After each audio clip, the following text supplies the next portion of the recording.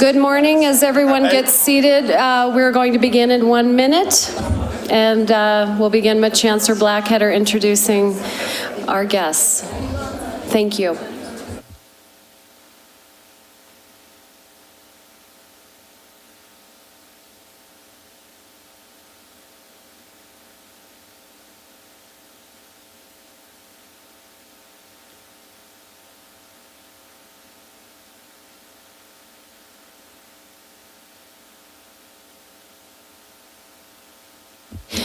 Good morning and welcome to the second day of the Montana University System Board of Regents meeting. It is a pleasure to be here at Montana Tech, here in Butte, America. And gosh, what a wonderful morning to celebrate the precipitation outside. Here's to rain. At this time, I would like to turn it over to Chancellor Blackketter, who will introduce us to our wonderful guests from the community. Thank you. Thank you, Madam Chair, members of the board. This is another one of those things that's just a little bit different than we normally have done. We went on a tour yesterday, and that was a little bit different than what we've normally done. So the commissioner and the board has asked me to bring some community leaders in front of you today to talk about the connections between the community and Montana Tech. And so with us today is Josh Vincent. He'll tell a little bit about himself, but he is a former, he is a graduate of Montana Tech. And I think did you play for Coach Green? Yeah, he did. Okay. So you can tell he's tough. Jay Doyle is the president of the St. James Hospital here, a longtime Butte resident. He took some time off and came back. And then Paul Babb is here. He's the public relations director for Northwestern Energy. I think that's the correct title. And I told him, and I'm going to go ahead and just jump in front of him a little bit. He's been the chief executive of our city. Okay, so the mayor, he's president of the Chamber of Commerce, and now he is the public relations director for Northwestern. So he's got a great perspective from a number of angles. So I'll just turn it over to them. They have a few comments, each of them, and then we'll stand for questions. Thank you. Josh, yeah, or whoever, I don't care. Oh, you can just use that. Got to turn it on. Is this thing on? Okay.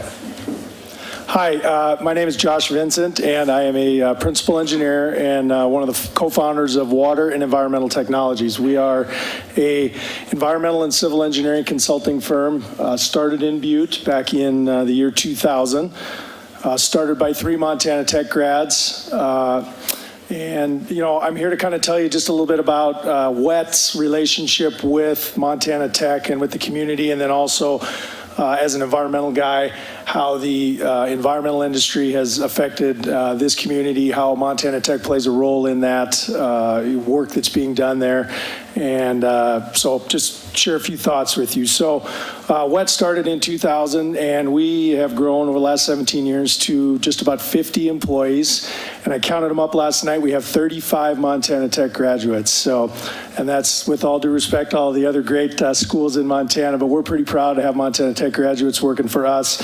We feel they are very well prepared coming out of school, and you know, they come here and they come to our company and they come ready to work. So we also are very proud of the fact that we're able to provide jobs for Montana residents. So it's a place where you can come, you can get a technical degree, and you can stay in the state. So we've got a lot of Northwest Montana and surrounding state people.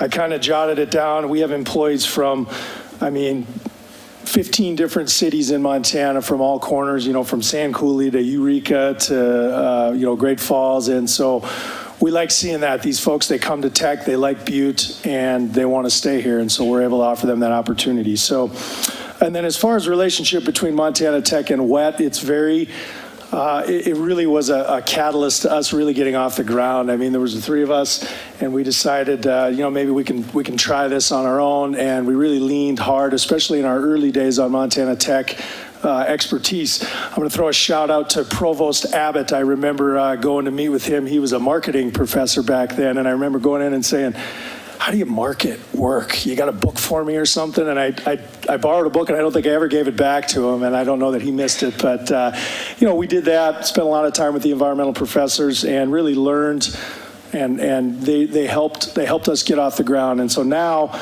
as we grow and we're able to compete on a broader spectrum across the Northwest, we really take pride in giving back to Montana Tech. We have multiple employees that are involved with the school through industrial advisory boards. I'm the president of the Digger Athletic Association as a former athlete. I want to thank you guys for having patience with us, and as you can see right now, we're doing very well on the football field and basketball court, and so volleyball court. We're proud of that. Thanks for your support on that. And really, one of the really unique factors with Montana Tech is the industry relationships that you build. Montana Tech is so unique. It's like its own little club. And when you go to conferences and meetings, you meet a guy, whether you went to school with him or not, he's from Montana Tech, that guy's all right. And really, it's opened a lot of doors for us over the years. So we very much appreciate that, and hope that you appreciate that as well.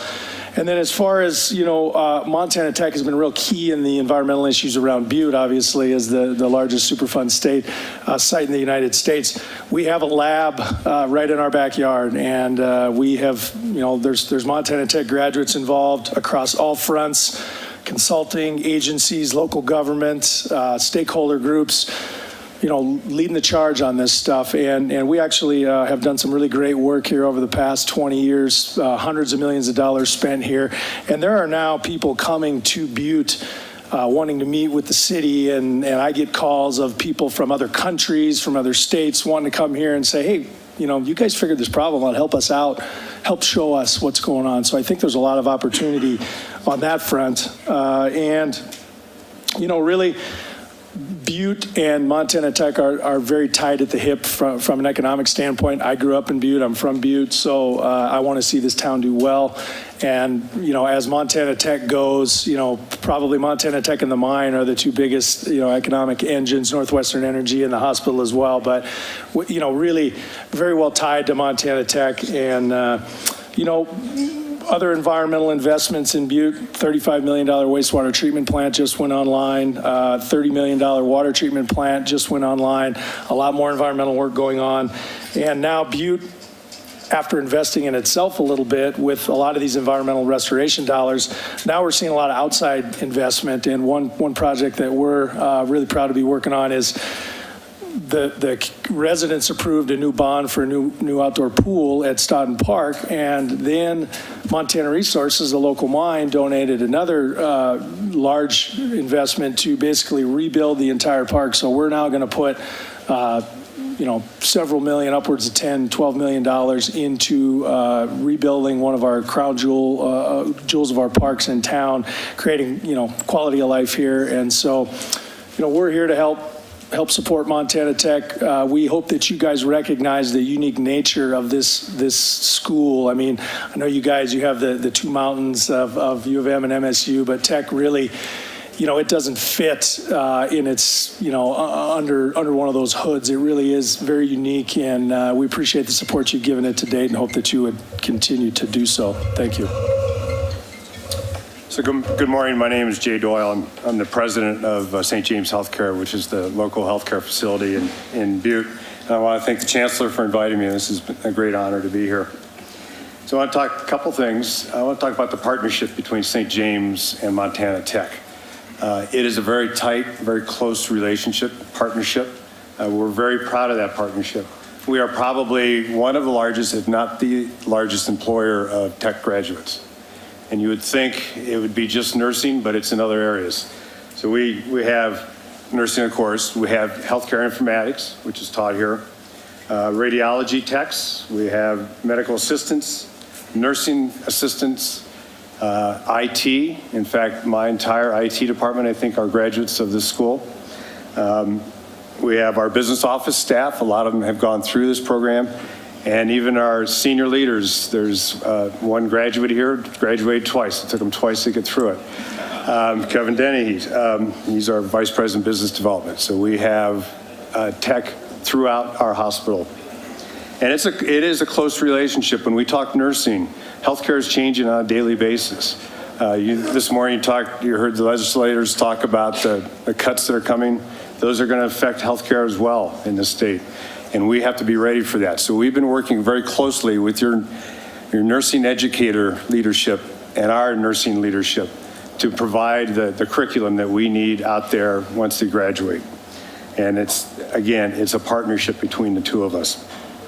We've also been a partner in the development of the simulation lab for your nursing program. We were a contributor several years ago for that. And that has taken us leaps and bounds in the education of the nurses.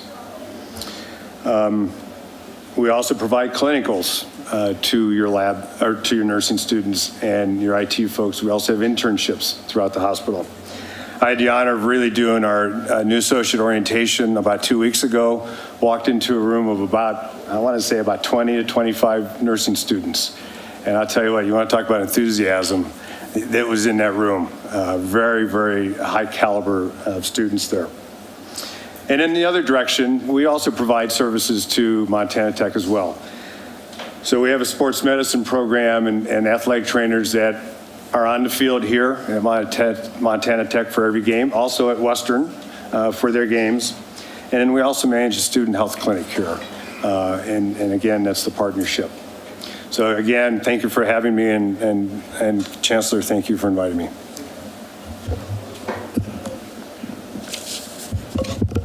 Good morning. It's a pleasure for me to speak today.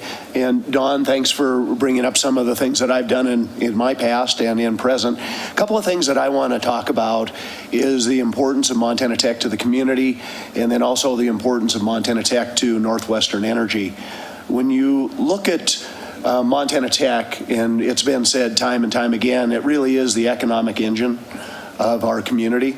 And not only from the economic impact of the students and the people that work here, which is pushing $100 million annually, that really does a lot for our community, but it also plays out into the quality of life issues that go along with our community. And any of you that have been to Butte in the past, you know, one of the things that we struggle with is how do we clean up our community? And Tech has really helped that. And that is also goes along with the infrastructure that has been brought to Tech, whether it's the sewer and the water, the cleanup of the corridor, the partnerships with the businesses in town in regards to the housing. And so that all goes back to our quality of life. So when you look at it from a Chamber of Commerce perspective, economic development, we really are partners. And it's the people that work at Tech, it's the graduates that go out to do great things, that start businesses just like Josh with WET. It's the folks that leave Tech and go to work for Northwestern Energy, for St. James Community Hospital. Those are all good, positive things. And I really appreciate the investment that the Board of Regents sees in the potential that Tech has now, but also into the future. And then also with Northwestern Energy, we really do have a partnership. And Chancellor Blackadder, he sits on our stakeholder group. And what we try to do is when we're putting millions of dollars into our infrastructure, we want to make sure that we have people that are in the industry and our customers that are helping direct how we're going to spend our money for the future. Chancellor Blackadder is the leader of that group. We also have from the electrical engineering side with Dr. Trudenowski, where they help with our grid research, and we get students that are interns. In fact, I was looking at talking with our HR folks, and 75% of the interns that were working for Northwestern Energy last year were Montana Tech students. And then since the last 3 years, we've hired over 70 Montana Tech graduates, and we have well over 100 Montana Tech graduates that work for Northwestern Energy. A lot of them are in Butte, but that's spread out throughout the company. So I just want to leave you with a couple of things that, you know, Montana Tech is by far, you know, a real positive economic engine for our community, but it also is a quality of life that helps all of the citizens in Butte. And going beyond what happens on campus, the things that it allows our our community members to come up and get continuing education, to have all the things that go along with the university. And then I'd be remiss in not mentioning what's happening on game day here. And you look at all of the activity that goes along with the Ore Diggers, and whether it's basketball, football, all those sporting events, it gives our town a sense of pride. So thank you for allowing us to come here today and share our perspective. I did leave some information with you on our company so you can see, where we spend our money, and how things are put together from a company perspective. And I think all of us would be more than happy to answer some questions. Thank you, Josh, Jay, and Paul. It's a pleasure to have you here, and we also thank you for your leadership, your investment, and your passion for Montana Tech and helping to be that economic engine here in Butte. At this point, I would just see if there are any questions. Yeah, Regent Sheehy. Do you have any insights into where Butte might be headed? Are there future developments here in the works? Or are you mostly emphasizing what's already here? Well, I'll just give you my perspective. I think that Josh hit on as far as remediation and reclamation. I think that the graduates that come out of Tech, and then the relationship with the university and the firms that are already here, there's some great synergies that will go long into the future. From an energy perspective, Mike Cashel, who is one of our vice presidents, we just built, a new $25 million. It's our general office here in Butte, and he looks out and sees Tech. The energy business, we see that that's something that is going to be very strong. It is changing. We'll be looking for, the next folks that are educated in the way that, whether it's renewables or the way that we manage the grid and all of those type of things. And I see that Tech will be an integral part of that. I'll follow up with the reason I ask. We're always interested in information from the communities because one of our goals is to produce students, then graduates, who are ready to fill your workforce needs. So we need to have a conduit of information about future workforce needs for our own purposes of planning our universities.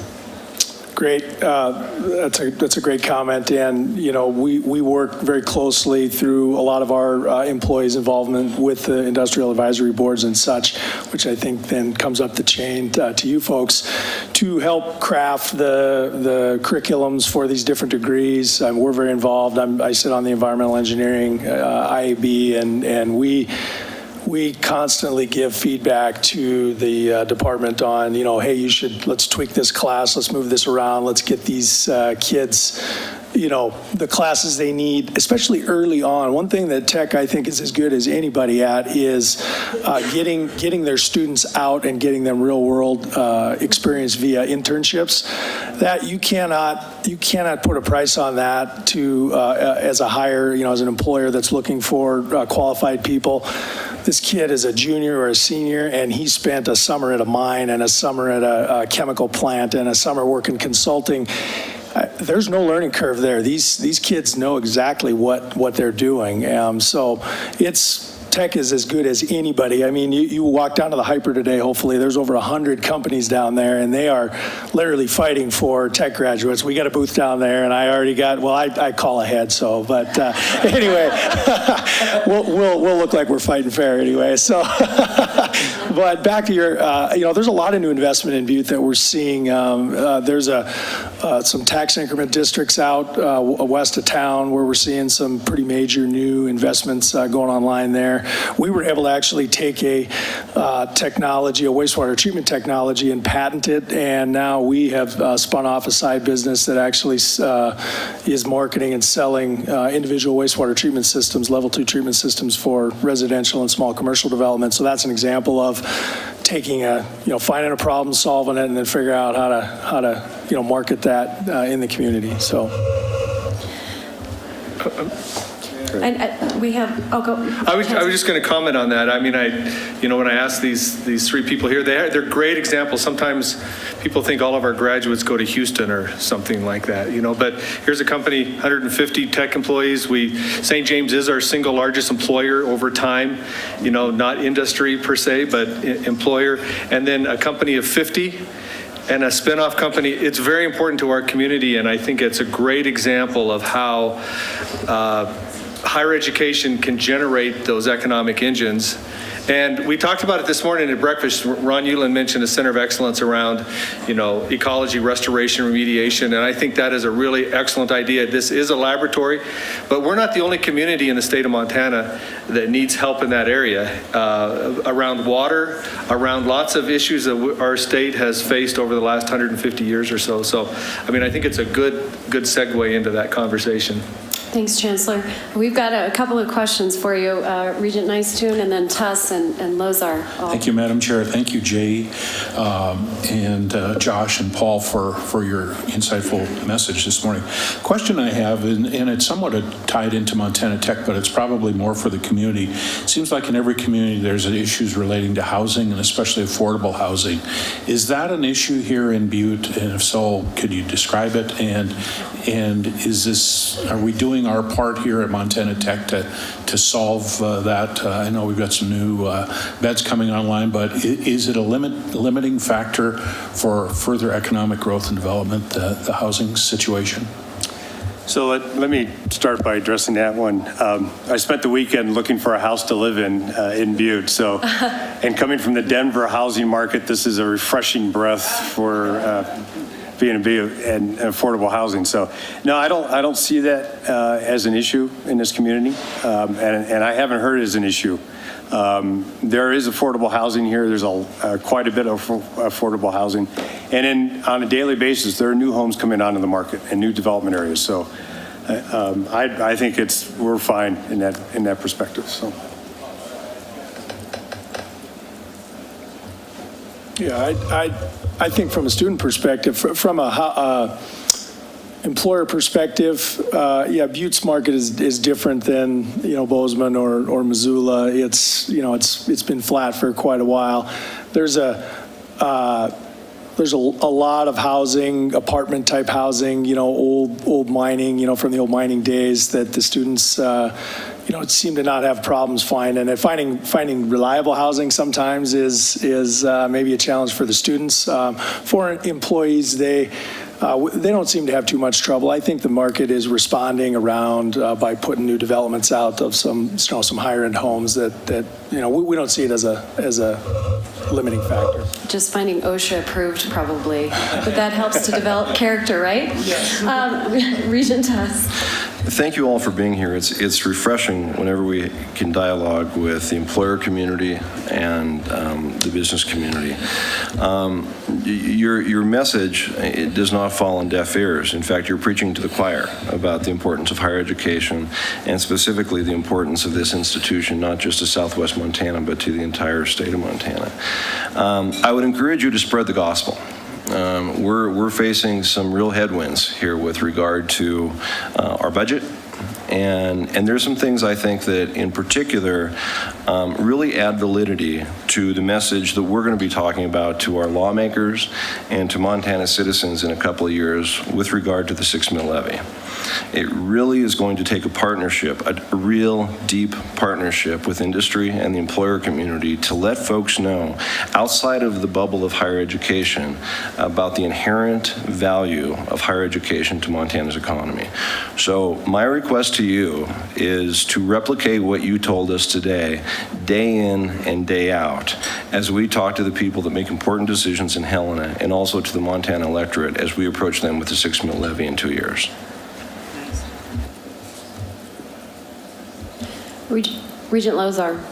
Thank you, Madam Chair, and thank you, Chancellor, for setting up this conversation. I think this is probably our favorite part of all the Regents meetings, to hear from the community and hear from the industry about the real ways in which this partnership is growing our economy and creating hope in our communities. And you did a great job of weaving in with your particular companies the employment opportunities that tech is providing. I'm curious, knowing that here in a few minutes we're going to be talking about our two-year institutions in the state and what they're doing to prepare our workforce, how the community is working closely with Highlands College and sort of what that relationship looks like in terms of creating that workforce pipeline. Thanks for the question. We hire, we have several employees from the Highlands College here as well. So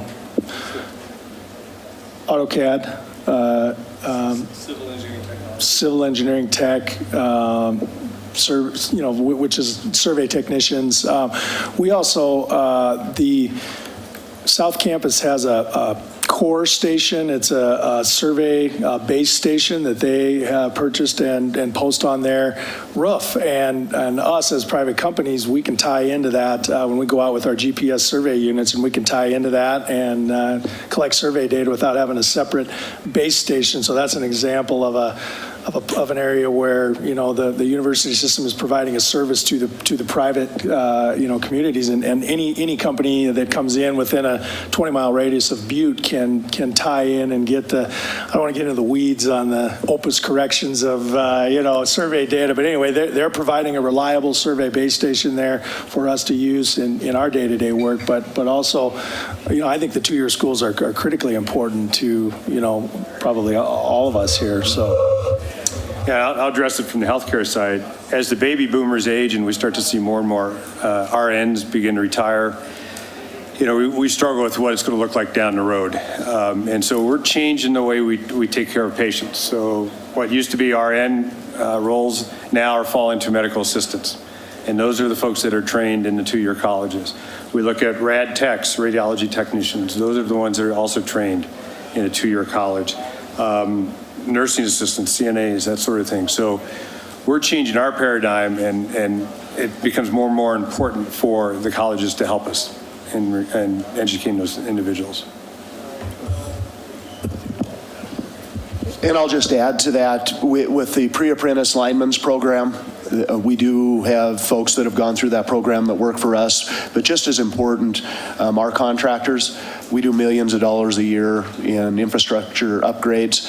So with different contractors, they're feeding right out of the two-year program too. And then I know out in our industrial park with Montana Precision, they have welders that I know they work real closely with, the curriculum, and then getting the graduates that come out of the two-year degree program that are ready to go.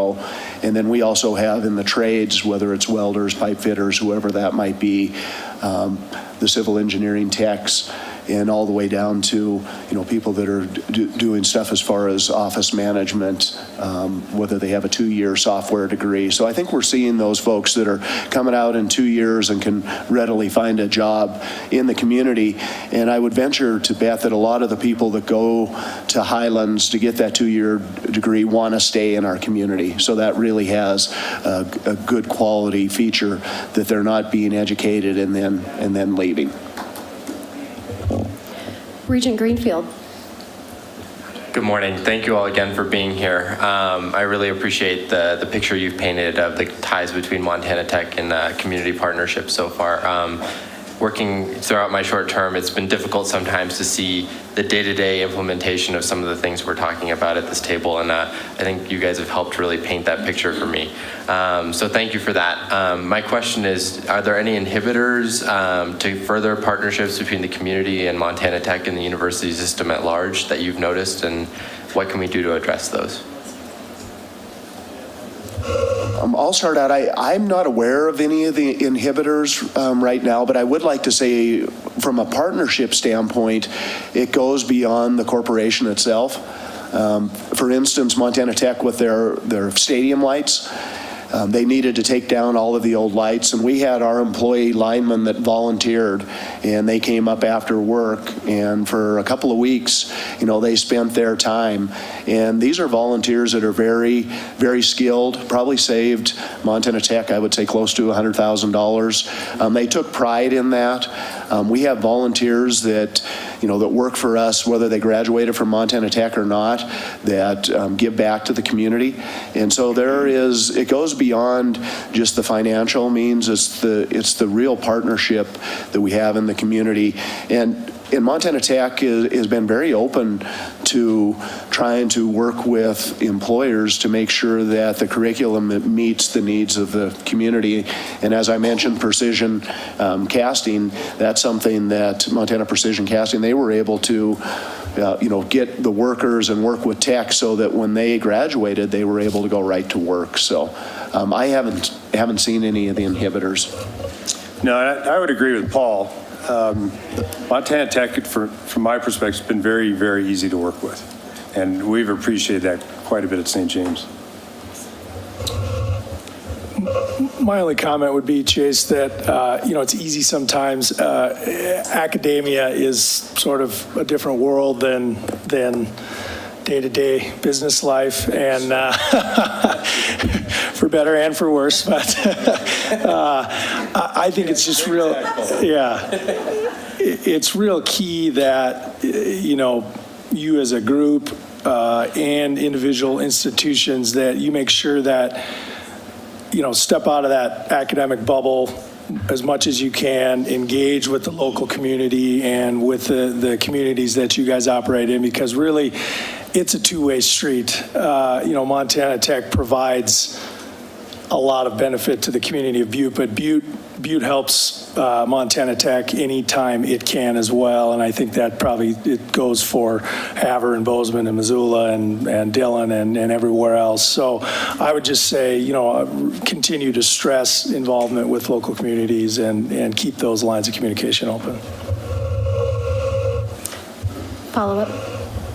Thank you so much for your answers. Yeah, I was in no way trying to insinuate that Montana Tech was itself an inhibitor to further partnerships. I was trying to see if we could make those pathways stronger and easier for you all in the future. Thank you very much.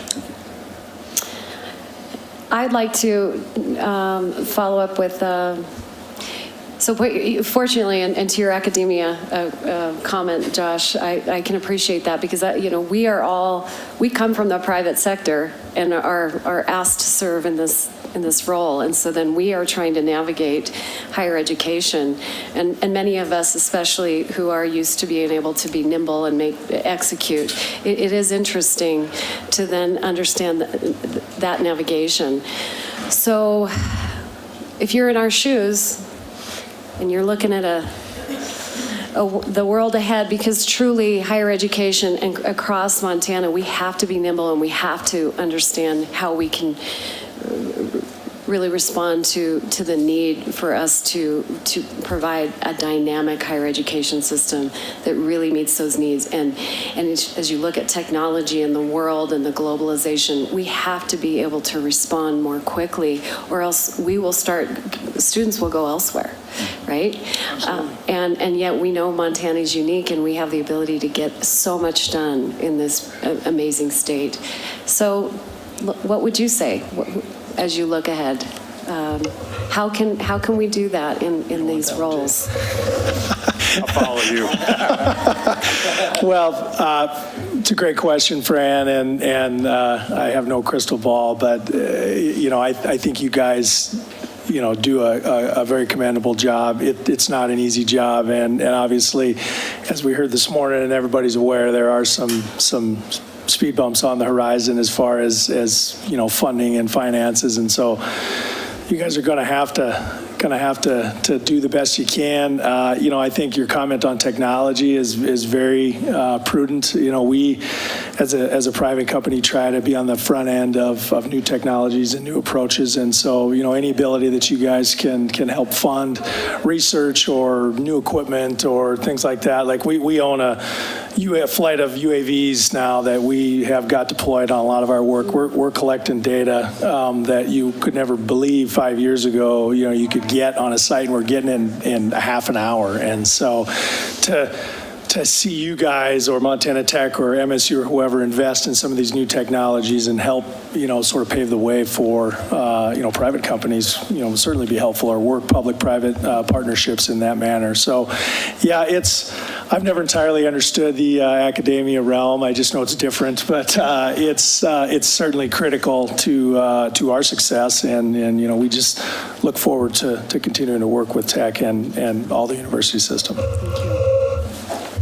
So I think on the healthcare side, we're already doing that here with Montana Tech. I think meeting regularly with the leadership at the hospital, I think has made substantial changes in the curriculum here.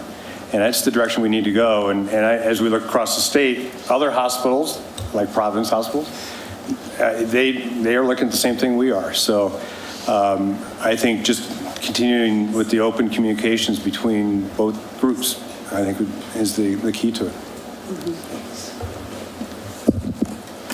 I would echo what is said, and I think the partnerships are key with industry, and then also the 2-year where we're looking at trades where people who may not want to get a 4-year have the ability to get something and actually go to work. I think that tech is a prime example of having degrees that when you get done, you have a great chance of having a really good job. And I think that that's something that we want to just keep going. So I would go back to the partnerships and then being nimble enough to make sure that we're investing in the right degrees so that when people go through, they have a job. Thank you. Regent Sheehy, you have, oh, sorry, go ahead. I was just going to toot Northwestern's horn just a little bit. They really have coordinated. Our lineman program is only paid maybe half by the state. I'd have to look at those numbers. And it's a pretty significant investment, and they get the rural co-ops to get together, and they provide funding for that program. And we charge a different tuition. It's a different kind of program, and so we've been able to be flexible within the system, partner with the electrical providers all over the state of Montana to have that lineman program, and it's been a benefit. So just a good example, and just some kudos to Northwestern. Absolutely. Regent Sheehy? I think we've just heard an example of a working quality partnership between a regional university and its community. And I think this is a good time as Regents to pause and think, what are our lessons learned? What can we do to both further this and expand it? So I'd encourage us as Regents and the people here to really think about each campus. How can the regionals replicate what's happening already in Butte if it's not happening in their communities? As Regents, how can we empower the other regionals to do more of what they're doing here in Butte? This just has really been eye-opening our entire 2 days here. And also just to encourage Chancellor Blackketter, who's already doing a fantastic job, to expand his inquiry into workforce needs into a statewide. I know you have a national market for your graduates, but let's not forget the rest of the state. I'm not implying that you are, but this is a good time to be mindful of that, I think, as we look to expand enrollments and create this exact kind of success. Thank you. Perhaps a road show, guys?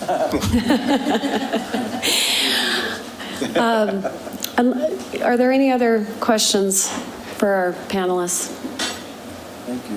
I would just again extend my thanks on behalf of the board and your passionate investment into Montana Tech, into the students, into your partnerships. So greatly appreciated. Thanks for all you do, and know that, Regent Sheehy brought this up earlier this morning, but remember that we are open to continually being informed. We want that connection to exist, that conduit, so that we can ensure that we're not missing something as we make decisions. So please know, and that's extended to everyone, that we have our email online, and you can reach out to us with insights. That helps to further inform our decision making. So again, my thanks to all of you for being here. Thanks for all you do, and go enjoy that rain. Thank you. Thank you, guys. Thanks.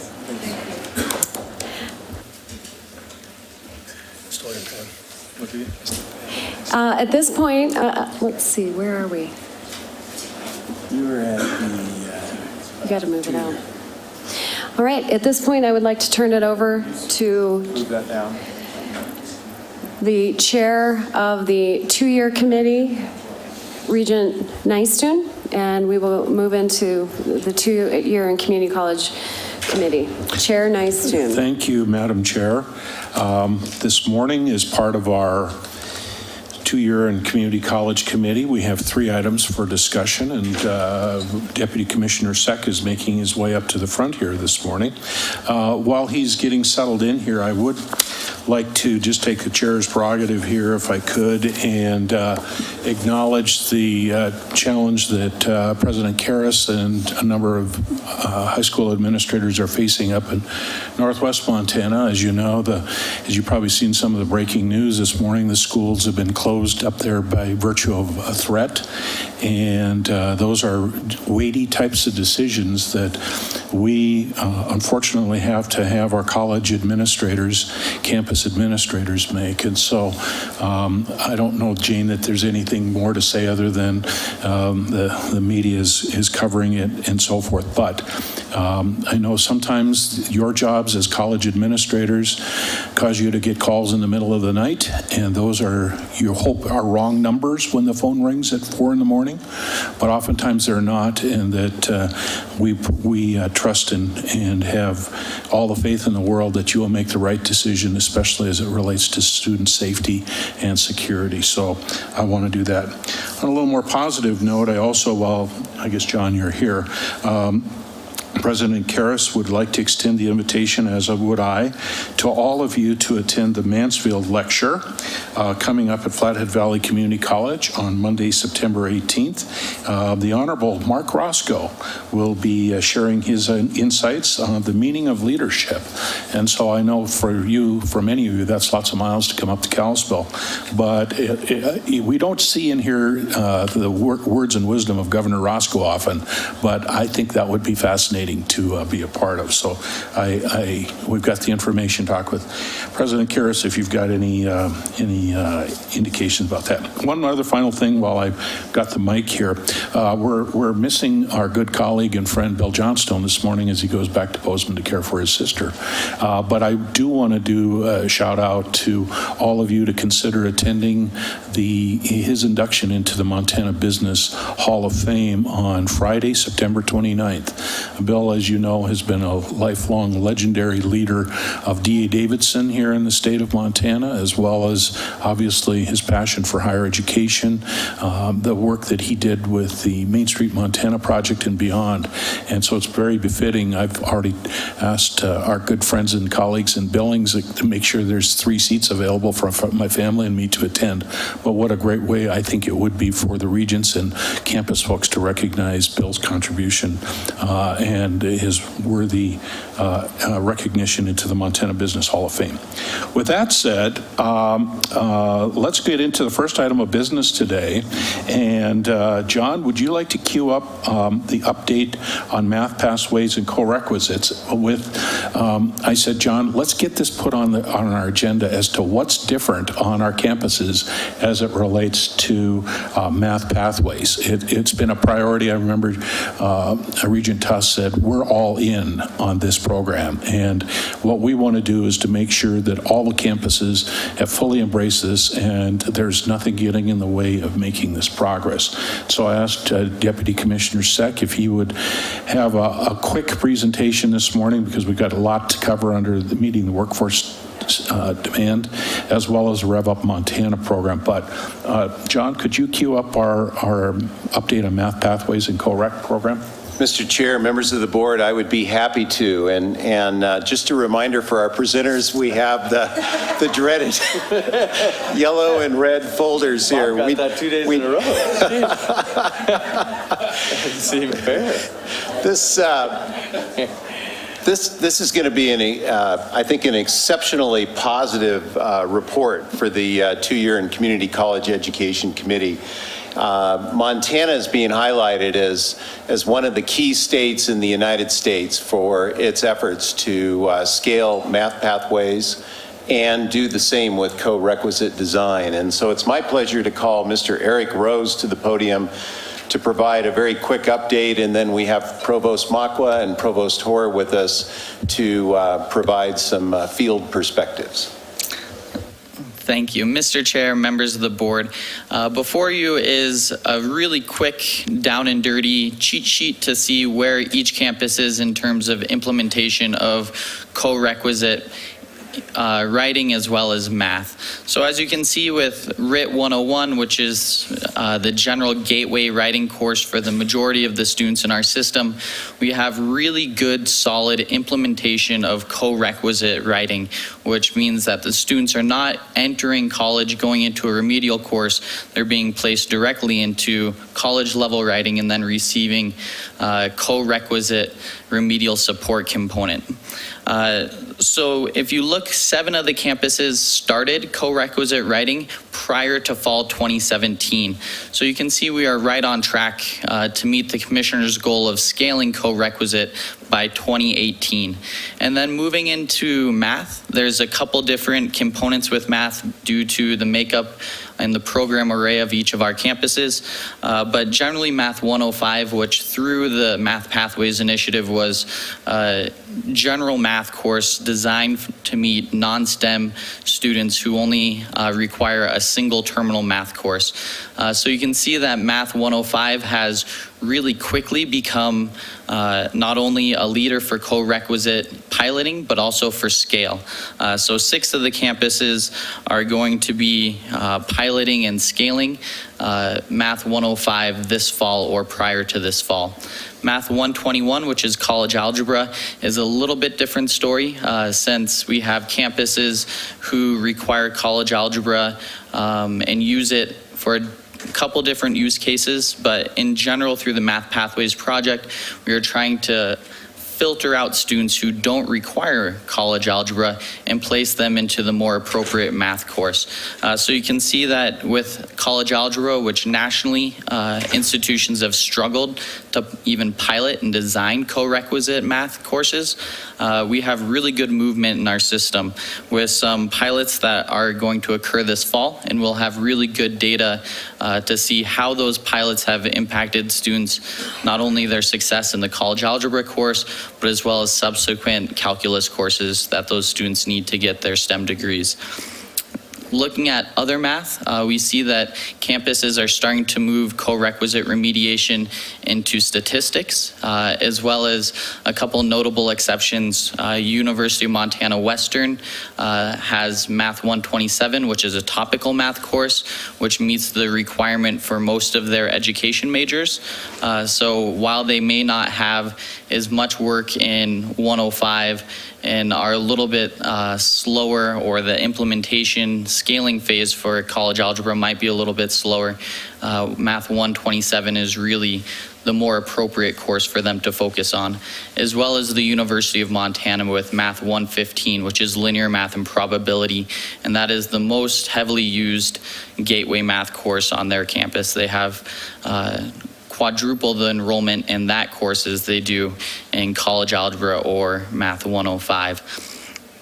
Looking down at the scaling, which is the bottom half of this page, you can see that really campuses are scaling quickly. So many campuses are going straight to scale, especially with Math 105. So it's not dipping our toes in and piloting. This is 100% of students who require remediation going through the co-requisite treatment, especially in Math 105. So we are on track with scaling the co-requisite initiative and meeting the commissioner's goal of being there by 2018. So with that, I'd like to open it up for questions if you have any of myself or Deputy Commissioner Sacco or of the campuses. Do we have some questions from the Regents? Regent Sheehy. The co-requisite initiative is one of the things I'm most excited about as a regent. And I think the data we're getting is so encouraging. And I think I need to remind you at this point, because we've been listening for 2 days, and part of what we're listening to as students, none of this works without good advising. And anecdotally, we've been hearing this week that there are real variations in the quality and content of advising. So as we move in this really encouraging manner, let's make sure we're actually reaching the students, and that this is a content-based discussion with students who, I just had to lean over and ask President Cruzado the meaning of one of the words you used, and I've been sitting here for 3 years listening to this. So when you're talking to these students, you got to meet them where they are. And I'm feeling more and more as a regent that we need to do something about the advising. And so I throw that out there. This is a good place to start because these are the students who need advising from the get-go. I agree completely. It is a tricky thing. I mean, I think it's kind of just natural to think if you're doing something better, everybody will understand that it's better, and therefore you don't need to spread the word in the same way that you would if you were making a different type of change. But one of the things that I've appreciated about the Complete College America connection with this is that they've paired us up with institutions around the country who have been there and done that and have kind of worked through some of the kinks. One of the best pieces of advice we got was around how to put the new version of Writing 101 in the course catalog. There is nowhere in there now a prerequisite course. If you need to take writing, you take writing. If you've placed into college writing, you'll get into a certain set of sections and only those will appear before you. If you are placed below that line, which in the past would have put you into a remedial course, you now see a new Writing 101 and only those Writing 101s. So the advising, keep it simple idea is what we're using primarily in the Writing 101 area. In the math, it's a little different because students often have multiple courses that they could take in order to meet their general education requirements. And so there the advising has to be a little more intricate. Why this math course and why these choices are showing up is an important thing to point out. The math pathways really in the end ended up being primarily an advising effort, advising students away from 121. The Math 121 is college algebra and has one of the highest DFWI rates, one of the highest failure rates, non-success rates. And so the goal was to figure out which students really needed that and which students did not need that. And students that did not need that find something that's appropriate and then design it around the majors that they're seeking. And that really has been a major advising effort. And I think it's taken time, but I think we're starting to see improvements. I had shared with Deputy Commissioner and with Eric a tool we're using to analyze what students are taking on campus, really looking at kind of the program health idea, how many students are enrolled in each program over time, looking for trends. But one of the interesting parts of it, and I got to thank my IR team who put this together, is I can now see who's taking Math 121. And when I say who, it separates them out by the year they are, what year they're taking it, and what major they're in. So I can quickly at a glance see over time how have art majors selected their math course, how have social science majors selected their math course. And so we're starting to see the impact of math pathways and the associated advising that comes with it. I don't want to say we're done advising because it really is a big hurdle, but we're trying to learn from those that have been there and design something that makes it simple. Sure, follow up. A couple follow-ups. Can you remind me how many, for example, at your institution, what percentage of the population of students needs either remediation or pathways or this kind of help? And Eric may have the system behind it, but we're around that 40% area.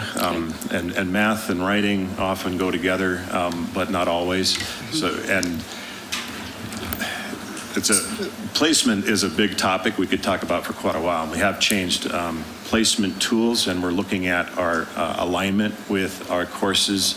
So those numbers, I think, are going to be in flux for a while, but it's a large percentage. The reason I ask is that, following up, this may be a way to address the problems we've anecdotally heard about with respect to advising. If 40% incoming need this type of advice, this may be a way to have entry into the problems that we're hearing about at the institutions. So it might better allow us to have less variation in the advising by starting with this cohort. So I throw that out there as something that we might think about as a pathway into the advising question. Thank you, Regent Sheehy. I think I'm going to probably get the 2-minute yellow card from John if we don't move along here fairly soon. Deputy Commissioner Seck, we've got a summit coming up on October 25th. Would you like to provide a quick note on that before we move on to our other 2 topics? With pleasure, Mr. Chair. You will see on your screen, this is a summit that we are planning for October 25th, and I want to thank President Stearns for her invitation to hold it at University of Montana. We had our co-requisite summit last fall at MSU, so keeping things divided here. But this is exciting. This will include the full team from Complete College America, as well as broad representation from all of our campuses in the system. We are going to be bringing in content experts from across the country. Tom Sugar, the president of Complete College America, will be here in person, and we've also invited all of the tribal college presidents to participate. And Dr. Yarlott, thank you for your help with that. But we are very excited about this, because I think this summit will have the same impact on a broader scale that we had last year with the co-requisite. So we will be, the Commissioner's Office will be sending out information to each of the campuses as far as the roster to submit for participation in the summit. And Complete College America has provided some financial assistance, which will be available to some of the campuses who need it to help with travel. Provost Makwa. Thank you, Chair Nystuen, and I'll be brief because I know that yellow card is moving its way up. I just wanted to make a couple brief comments in terms of the, as we sit through these meetings, we hear a lot about the summits and Complete College Montana, Complete College America, the game changers. We discussed those yesterday, but for those aren't aware, there is a thread to this process. You know, it started with the Math Pathways project, which led really smoothly into this co-requisite initiative. Yesterday we heard about some additional game changers, which involve structure or guided pathways and structured schedules. And so those are the next steps. And these all originated by looking at the data and by evaluating and analyzing where are our students stumbling. And so there is benefit, and we talked about the analytics yesterday, and using the analytics to help us better meet where our students are and where they need assistance. And so all of these initiatives really tie together, and it's if you would, it's one big student success project. And it takes a lot of advising, and that was mentioned. But the other component is faculty involvement. And faculty have, and I think in all of our campuses, have really embraced these initiatives. You saw the chart that Eric presented with the different co-rec models. Those were designed and built by faculty. And on many of our campuses, especially like Billings and Bozeman and Missoula, U of M, that have embedded 2 years, it means working across the 2-year and 4-year. And that required breaking down some silos and some boundaries. So there's been a lot of work behind the scenes, and I really want to credit our faculty in math and writing who have embraced this, who are working with their counterparts between 2-year and 4-year, because they are making a difference. We have fantastic success rates and numbers to back up what we're doing, and so that gives us a lot of encouragement as we move forward on next steps. So thank you. Thank you, Provosts. Regent Lozar. Thank you, Mr. Chair. Going back to the advising and the placement conversation, you know, I think I share Regent Sheehy's concern about the ability for us to advise more effectively in the system. I think looking at our budgets and knowing how tight our budgets are and the role of advisors being spread across the campus, I would just urge you all and your counterparts at other campus units to go into the high schools and to work closely with high school counselors to prepare our young people for this journey that they know nothing about. going into college and the role that placement exams play in the early part of their career on the college campus. I've just heard from, over the last 6 months, from a few of the freshman students that just finished their freshman year, that was one of the things they weren't aware of exactly what the placements were, what they meant. And so having that partnership between the high school counselors and the university system advisors, I think, would be a really effective tool, knowing our budgets are tight. And there's the intellectual knowledge between both of those folks to be able to better prepare our students for those placements. Just briefly, in response, if we've got a minute, you're absolutely right. One of the ways we're doing that this year is over the last couple of years, we've seen a dramatic increase in dual credit. This is high school students who are in high school taking math and writing, among others, and getting college credit for that. And the way we make that work well is we have a connection between the high school teacher and one of the faculty members that's overseeing that course. And we're using now that connection to help them spread the word. The students are earning college credit. They should also be learning about college at that same time. And so we're using that as another way to get in, not just through the counselors, but through the teachers who are working with those students directly. Yeah, thank you. The final word is yours, Deputy Commissioner Seck, before we move on to our other two agenda items. Mr. Chair, members of the board, I also wanted to mention that with this summit, we are also, we will be working with the Office of Public Instruction to invite some key advisors and counselors to this summit. One of the, as you can see, one of the key breakouts is proactive advising. And Director Angela McLean, who oversees our Title II grant, has identified some funding that we can actually help bring in some of those high school personnel to the summit. Thank you. Deputy Commissioner Seck, the final word was not yours, it's President Cruzado's. Well, I just think that this is such an important conversation, and I want to underline several things that were discussed this morning. Yes, advising is essential, and it is obvious that that we need to do a better job, and that means, you know, perhaps having more advisors, increasing the high-touch endeavors and other tools. But I also think that we do have an obligation to take a look at our structures and perhaps adopt a mantra of simplify, simplify, simplify.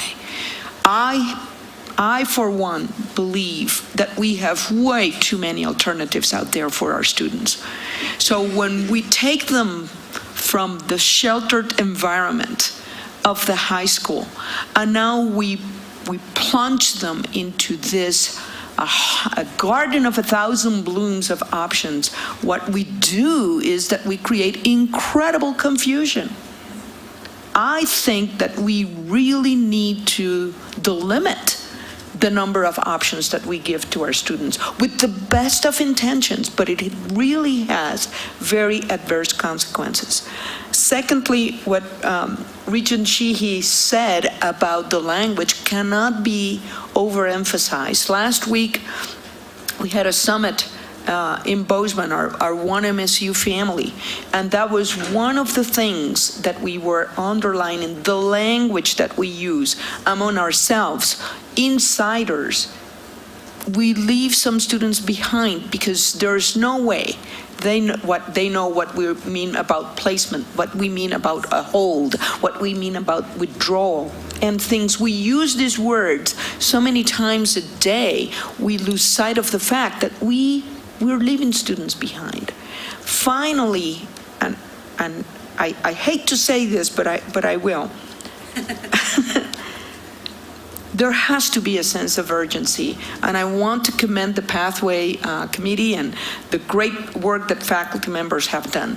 But when I see on the projector that some of these courses and initiatives will have to wait until fall of 2018, we need to remind ourselves that that means that a good number of students will suffer, that we will lose a large number of students because in reality, we need to implement these changes yesterday.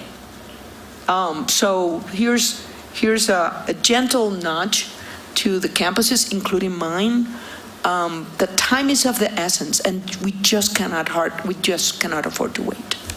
Thank you, President Cruzado. That's the reason why I specifically asked John to put this as the first item of the two-year Community College Committee, because we have to do that. So we're all in on that. So with that, Deputy Commissioner Seck, would you like to queue up the meeting statewide worker demand report? Thank you very much. It's with great pleasure I introduce Amy Watson, who is an economist with the Montana Department of Labor and Industry.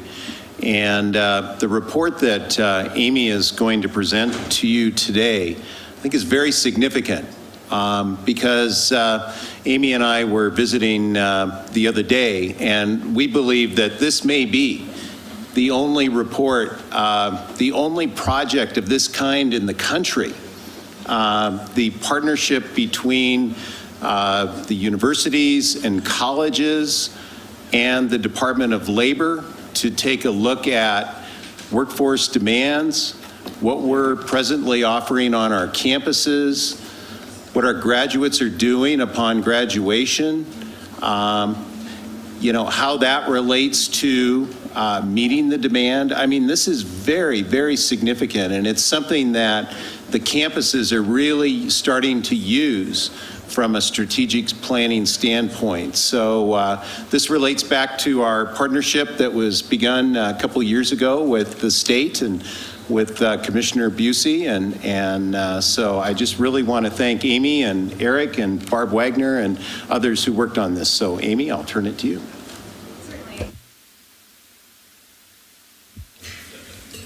Thank you, Deputy Commissioner Seck, Chair, members of the board. I'm happy to be here today. My name is Amy Watson. I'm an economist with the Montana Department of Labor and Industry, and I'm going to begin by speaking just some highlights of our statewide college workforce report, which you now have in front of you.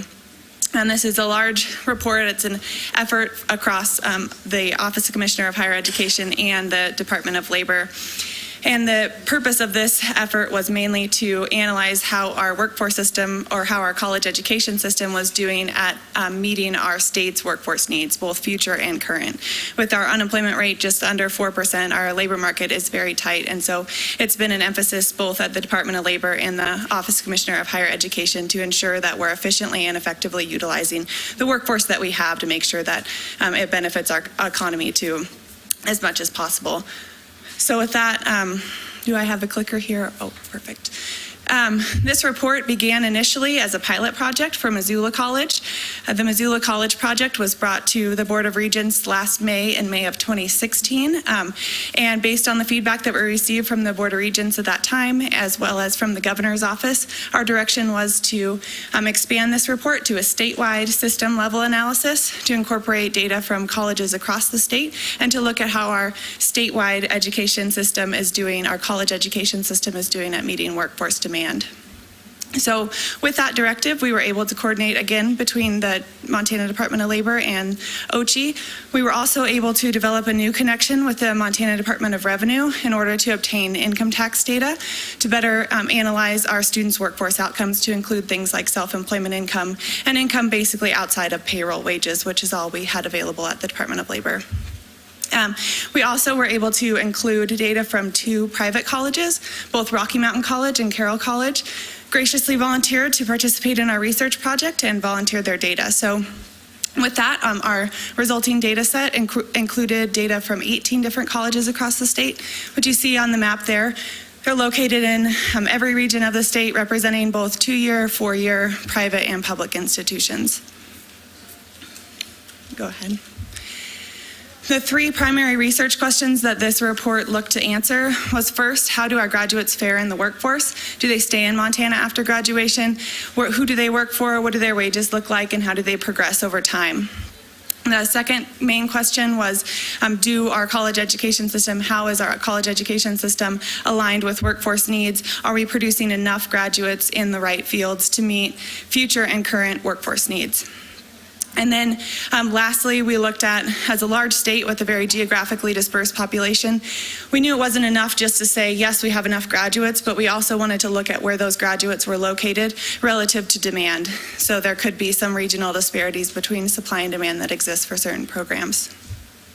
And with that, I'll jump right into the first question there. How do graduates fare in the labor market? If you could scroll, I think, a couple of slides down would be great. Yep, one more. So the good news is that most of our graduates do stay in Montana after graduation. We found that about 75% of our students will work for a Montana employer at some point within 5 years after graduation. Most of those students find their job within the first year, about 70% do. And furthermore, those graduates are working in every county in Montana, which really demonstrates the breadth of impact that the college system has on workforce development throughout the state.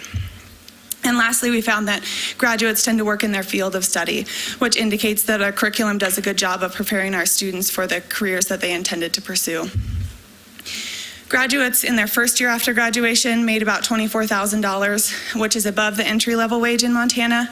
I will caution this includes part-time, full-time, temporary, and seasonal work. We didn't have a great estimate of hours worked, so we can't necessarily calculate an hourly wage from this. But we do see that their wages progress above the median wage within 3 years and reach about $38,000 5 years after graduation. In order to control for some of that variation in hours worked, we looked at just those graduates who worked in every quarter for 5 years after they graduated to look at consistent full-time work that was sustained over that 5-year time frame. If you could scroll to the next slide, that's what that green bar represents. We see about $35,000 for those students in their first year and about $46,000 in their 5th year. You can go ahead. We did see certain subsets of our graduates have higher workforce outcomes.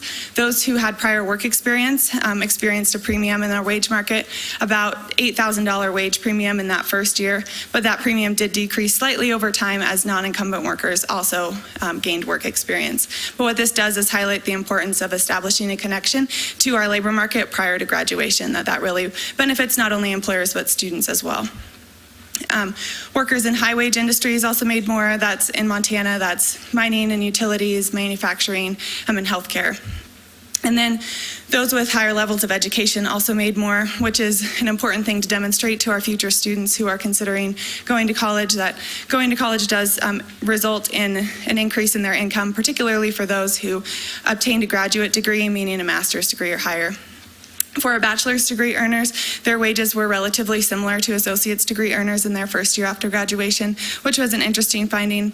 But over time, we did see that bachelor's degree earners had greater wage growth. So they had over 5 years, their wages were higher. So with that, I'll shift the focus to our second primary research question, which was, are we producing enough graduates, of course, at the statewide level, to meet our future and current workforce needs? And the first step that we did was look at, are there any areas, are there any high demand industries in the state, or high demand occupations in the state that cannot be filled by the current program offerings at Montana colleges? And what we did is we found that about 22% of our high demand occupations in Montana can't currently be filled by the program offerings that we have at our colleges in Montana. And a lot of these are high level healthcare jobs. I will note that our WAMI students are not included in this data, so to the extent that they're able to stay in Montana and fill that need, that certainly would be a source of supply for employers as well. We did find that another 10% of our high demand occupations requiring a college education are undersupplied. A lot of these occupations weren't necessarily high wage occupations, so we didn't really focus on them too much in the statewide report. Instead, we chose to focus on the supply and demand analysis we conducted by program, which looks at the existing programs at Montana colleges and determines how well our colleges, how many students have been coming from those programs relative to the demand for those students from employers. And so what you see here, the full figure spans a few pages beginning on page 74 if you'd like to, are interested in a particular program, but I've just selected a few here. And to orient yourself a little bit, what you see is the dark colored bar represents the number of graduates who have come from each program on average across all of the colleges, all 18 Montana colleges over the last 3 years. And then the bracketed bar represents the demand range. that we estimate with our employment projections that we produce at the Department of Labor. And so if the colored bar exceeds the demand range, it's colored red and categorized as oversupplied. If it doesn't meet the lower bound, it's or blue and undersupplied. And then if it falls in between, it's green and meets demand. And so there was a number of programs that were identified as undersupplied in Montana. I have highlighted the 7 here that we identified as expansion candidates. And in the next slide, you'll see why we identified them as expansion candidates. The first was that the demand for these programs is stemming from jobs that require a college education. That wasn't the case in all of our programs. And then secondly, that jobs rely on that program to fill their opening. So for example, if an employer is looking for an automotive mechanic, they're probably looking to hire somebody with an automotive technology degree, not a business degree or some other field. So that one-to-one match between occupation and program is really what we were looking for. And then the largest oversupplied program, kind of shifting gears, is our general studies program.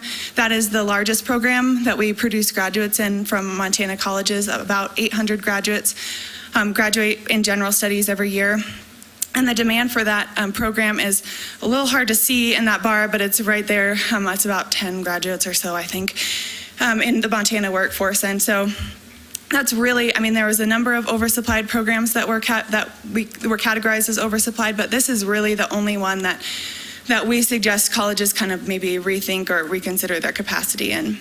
And that's primarily because although this program is designed for a transfer program, which I'm sure that's primarily what these students are using it for, we saw that about 40% of our associate's degree general studies students were able to obtain a bachelor's degree, but a lot of those students obtained a bachelor's degree in general studies. So it wasn't that they became more specific when they moved into their bachelor's degree program. And then for the program like registered nursing, that's another thing that kind of stood out just because we've heard a lot from employers the need for registered nurses. And I just want to say for a moment that this categorization of registered nurses as oversupplied doesn't necessarily indicate that it will be easy for employers to find registered nurses.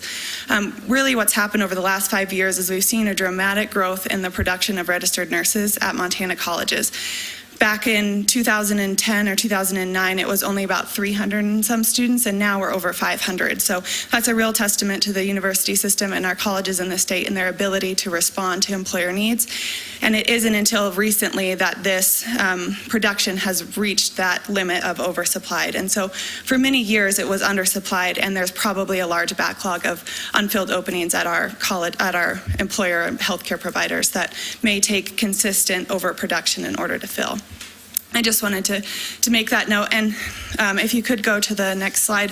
We also use workforce outcomes by program to help confirm our conclusions from the supply and demand analysis by program. The idea here being that programs that we categorize as undersupplied, we would assume would have better workforce outcomes than those that are oversupplied, simply because employers are really looking for these students and they should be able to find their jobs quickly, and their wages, the competition between employers for a limited supply of workers should drive up wages.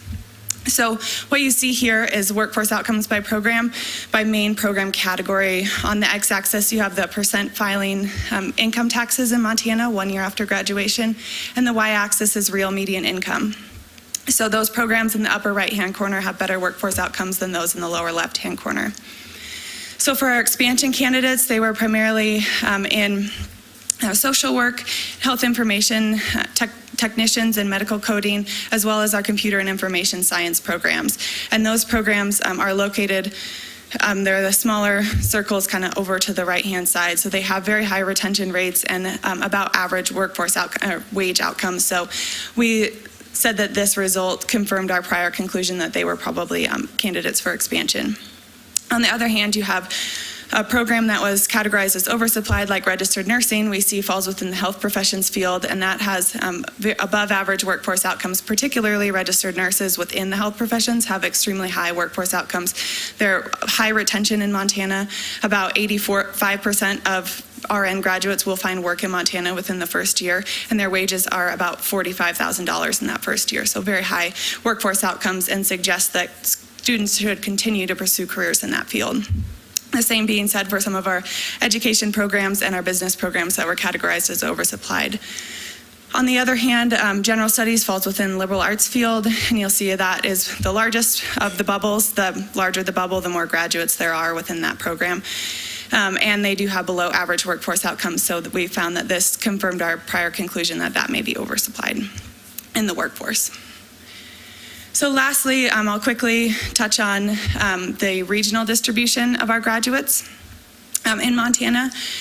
And the answer to that question, does the geographical distribution of graduates matter? The answer is yes. So as you know, many of our colleges develop specializations in certain programs, which is great for the college and develops a high quality program, but it also leads to all of those graduates being concentrated in a particular area of the state. So employers in other areas have to be able to attract that workforce into their region. And so this is the supply and demand analysis, the same thing, but just conducted by region. You have the Northwest, Southwest, North Central, South Central, and Eastern regions of the state. Again, those colors corresponding to under, over, and meets demand. And then the blank cell means that that program is not offered in that region. And so for general studies, for example, that's the only program of all the programs that was oversupplied in every region of the state, indicated by the red color in all of those regions. In registered nursing, although that was categorized as oversupplied, we see it is undersupplied in the Northwest and South Central regions, so employers in those areas will have to attract graduates from other regions. For practical nursing, which was also oversupplied, we do see it undersupplied in the Eastern region and in business as well. And so in general, we found that the Eastern regions and sometimes the Central regions, which North Central being Great Falls and South Central being Billings areas, tended to have greater workforce needs. More of their programs were undersupplied. But the good news is that graduates migrate after graduation. So if you could scroll one more slide. This is a map that shows how graduates move after graduation. Most of our graduates come from the western regions of the state and the Northwest and Southwest, where the two flagship universities are. Those two regions are net exporters of graduates. They export to every other region in the state, whereas our North Central, South Central, and Eastern regions import graduates, particularly in the Eastern region. They import from every other region in the state. So this is good because this is where we saw more of our undersupply occurring. So natural market forces are kind of helping to alleviate some of that undersupply in the Eastern and Central regions. And it's certainly an important element to maintain if employers throughout the state are going to have the workforce that they need in the future. So with that, I will turn it back over to Deputy Commissioner Seck and open it up for any questions. I'm happy to take them. Thank you. I just want to say thank you again, Amy, for your great work. And Mr. Chair, I'll turn it back to you. Thank you, Deputy Commissioner Seck, and great presentation this morning, Amy. Great data, especially good presentation. How about some questions? Regent Greenfield. Good morning. Thank you again for this excellent report. And as we heard earlier, that this is a really unique document in the United States. And I thank you so much for your hard work compiling this. My question is, how do we keep this momentum going? Oftentimes we run these reports and wait a few decades and then consider it again. Is there a plan to implement a strategy to continue to look at this data and see how trends shift over time and continue this partnership that we've built so far? Certainly, Board and Regent Greenfield, thank you for that question. That is certainly a challenge as we focus on distributing and sort of helping folks, our different consumers process this information. I mean, this is a lot of information and there's a lot to digest. And so right now from the Department of Labor's standpoint, we're really focusing on meeting with our individual consumers, whether that's policymakers, educators, or employers, and really focusing on making sure that they can get the most out of this report, because really this is a report that's driven by their needs. And so it's intended to be a tool to help colleges and to help policymakers and to help employers. And so we want to make sure before we go forward with additional reports that this really is a valuable tool. And in order to do that, we really need to be able to solicit that feedback. So that's kind of where we are at the Department of Labor, and I think OCHI as well, but feel free to jump in with any additional comments. So we've really been meeting with colleges at the two-year campus level and helping them, providing them with college level information so that they can really take this and make some serious decisions with it. It's designed to be a tool. It's not the only tool that they have, but certainly it's something that we'd like them to use in the future. So. And I would just like to add to that, basically part of the reason we were able to do this was from financial support we received from our two big federal grants through the U.S. Department of Labor, Rev Up Montana and Healthcare Montana. So it's our sincere hope that once those grants expire, that working with the governor's office and the new commissioner of labor, we can keep this momentum going forward, because this is very important for the entire state, and particularly our campuses for their planning, and the students as they think about career opportunities. Regent Tuss. Thank you, Mr. Chairman, and thank you for a great presentation and this unique partnership. These things don't happen every day, and this is a unique one. The question that I have occurs on slide number 10 of 18, and it appears that we are, although not meeting 22% of the high demand jobs requiring a college degree, the flip side of that is we are meeting 78%, right? Certainly. So, I mean, I'm just that seems pretty good to me, and so I'm curious. What does that number really mean in terms of are we doing better or worse than perhaps other states in our region? Are we hitting the mark? Certainly, and that's a great question, Regent Tuss. I think in general, this report speaks very well of the Montana college system in the state. I think overall, my just overall impression is that yes, our colleges are doing a great job. Unfortunately, one of the downsides of being one of the first reports of its kind is that we don't really have great data from other states to be able to say, yes, this is what Idaho's doing, this is what Wyoming's doing. But certainly my impression is that when we're talking about specifically those occupations that we expect or hope that colleges to help fill, those that require a college education, we're doing a great job. And this only talks about our college students that come from within our system. Of course, migration helps fill some of that as well. So when we're talking about pockets of supply, the college system isn't the only one to keep that in mind. Yeah. Regent Lozar. Thank you, Mr. Chair. My question is about the next steps, and Amy essentially is soliciting feedback from the campuses, from the university system. So from a process standpoint, maybe it's a question for you, Deputy Commissioner, is how are we going to use this document effectively with the campuses, with the CAOs, and how will that inform sort of the future of their program prioritization, of their program proposals, moratoriums, et cetera? What does that look like? Mr. Chair, Regent Lozar, I'm going to ask Dean O'Brien if she wouldn't mind coming up because her campus was the first pilot for this initiative, and they are, I think, at the forefront of using this data for planning, and so I think the Dean can give you a good answer to your question that really would be applicable to the entire system.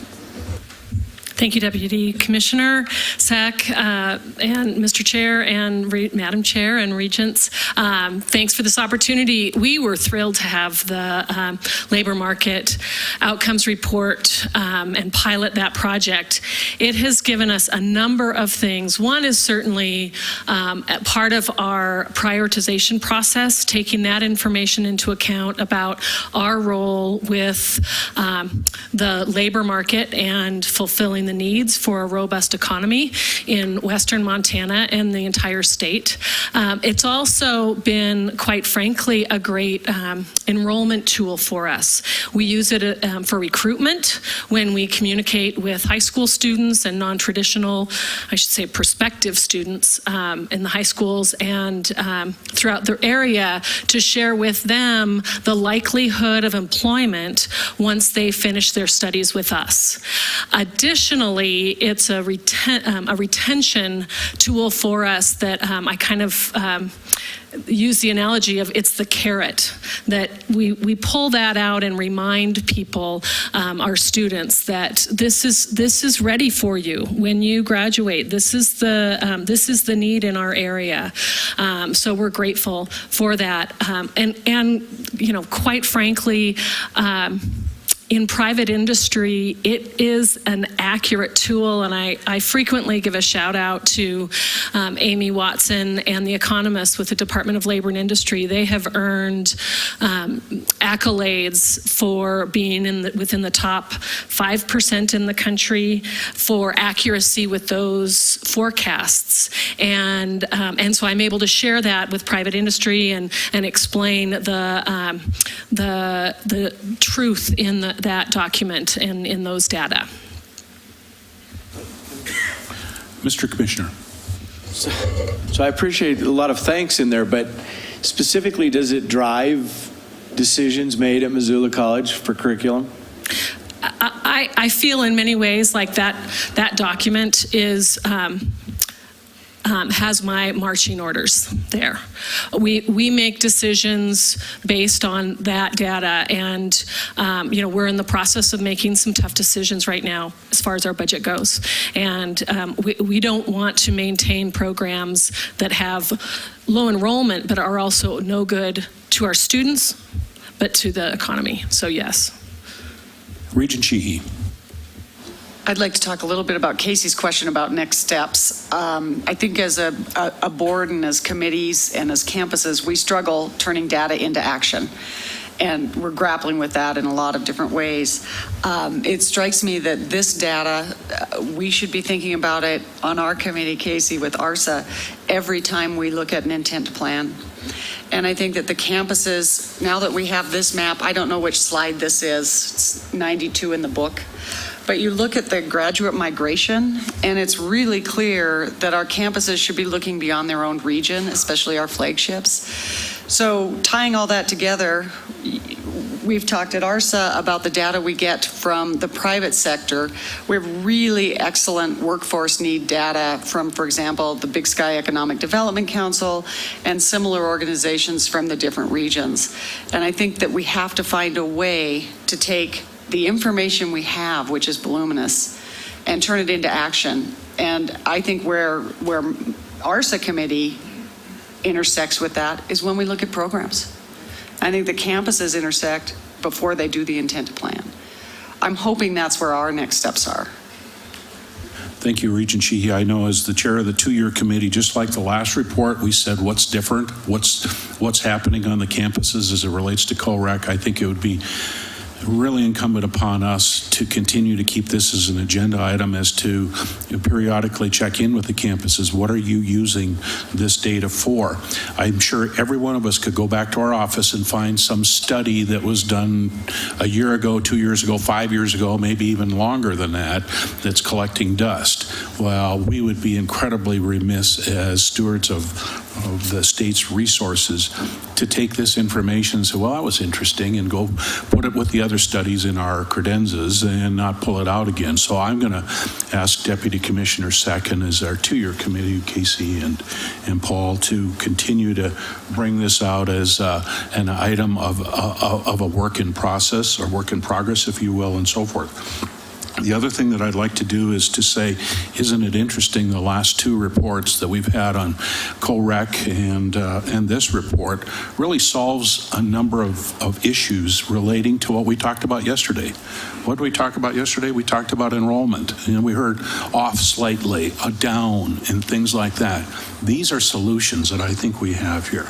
You take a look at our performance-based funding. It talks enrollment. It talks about undergrad completion rates, retention rates, graduation rates, remedial success, dual enrollment. These are the things that are going to drive better results across the university system and by and large. And so I'm pretty passionate about taking this information and leveraging it, and as President Cruzado said, with a sense of urgency that what we're doing is we're disadvantaging our students today by not having this information already in place. So I know it takes time. It's a big enterprise, the university system. We can't pivot on a dime, but there are great opportunities, but it's going to be incredibly important we collaborate.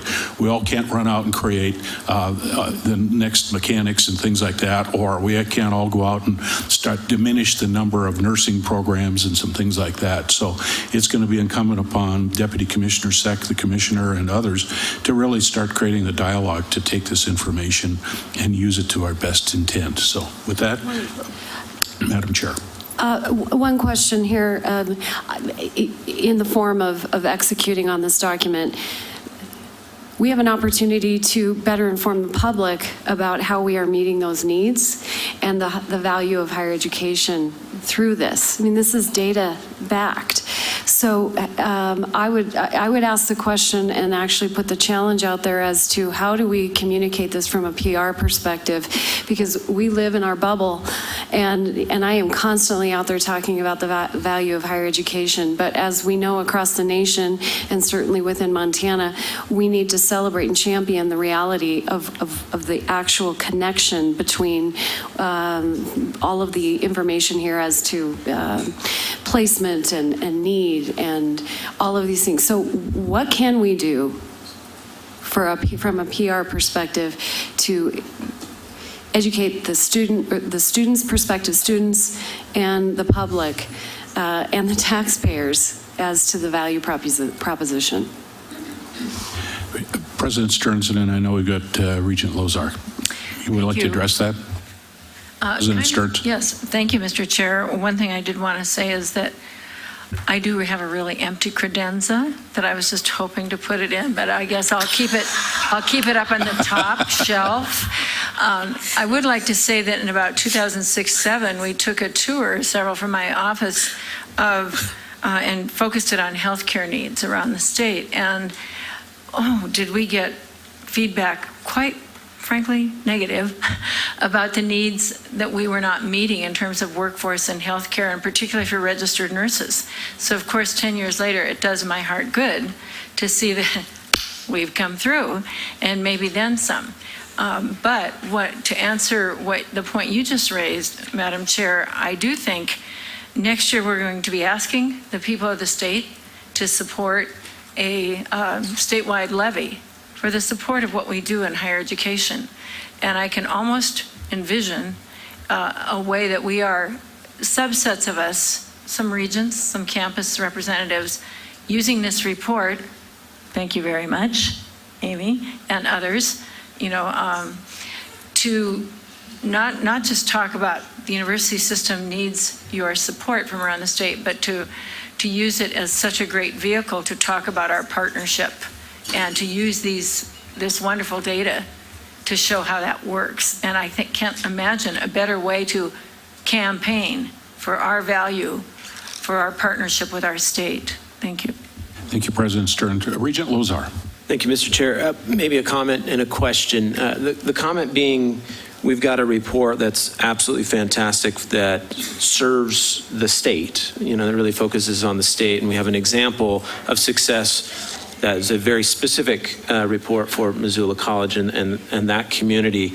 The question is, what sort of assistance might be out there for individual campuses who want to dive a little deeper into their area, their region, to get similar type of outcomes or study results that Missoula College got? I mean, it'd be interesting to see how the CAOs might use this, if this is very broad or very general or spot on, or if they'll need additional assistance to kind of dive a little deeper in their areas.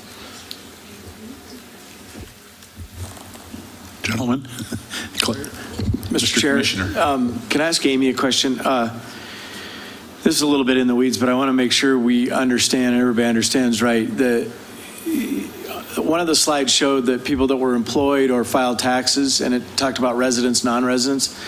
But is that telling you whether people were employed in other states that went to school here, or is that simply people that filed income tax in Montana? We don't, you know, in some of those disciplines of those that weren't employed, like engineering was fairly low on that first year employment, but is that indicating to us that maybe they're seeking employment in other Certainly. areas, or does it speak to that? That's a great question, Commissioner Christian, and you're correct. It is just if they filed taxes in Montana in that first year after graduation. So that would include self-employment income or consulting income.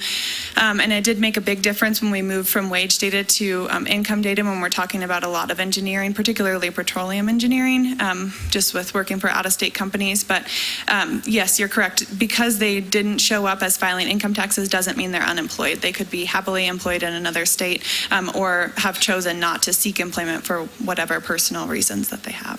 Mr. Chair, and I realize some find that objectionable, but in the end, we're trying to educate people for across the country. In some of those disciplines, they have opportunities outside of the state, and we understand that, but they also come to us from outside of the state. So we have in some of those fields a fairly large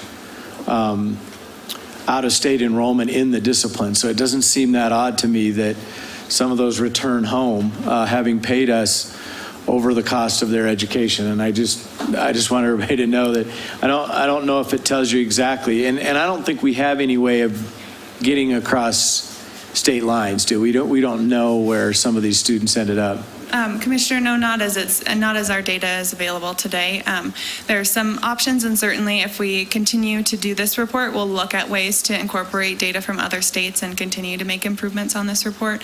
But at this point, no, we don't. But we do see, and to echo your point there about students returning home, we do see that as a big discrepancy when we look at 2-year versus 4-year college outcomes, just because 2-year colleges do a great job of building from within their local communities, and 4-year colleges attract more from throughout the nation, and we see that in their retention rates, that the similar I believe it's 67% of 4-year college students work in Montana in the first year compared to about 88% of 2-year college students, and that corresponds almost exactly to the number of out-of-state versus in-state residents. So yeah. Certainly. I think we're going to hear from campus. Dean Wolf. Okay. I just want to go back to a question, and Amy can probably answer this better than I, but there had been a question, I believe, from Regent Lozar. I could have that wrong, but anyway, of how is this report being used? They did come to Great Falls College, Amy and Barb, and met with us. They have a very specific 10-page summary for the North Central region for Great Falls College. We're using that almost on a daily basis. We're also going to, they're going to come back up to Great Falls or presenting to the Montana Chamber Board. We also have them presenting to my education or my Executive Advisory Council. So getting that information out into the community, which hopefully that's going to help also with our upcoming mill levy election as well, and kind of a preliminary work towards that. So I again want to thank Amy and Barb. This has been invaluable.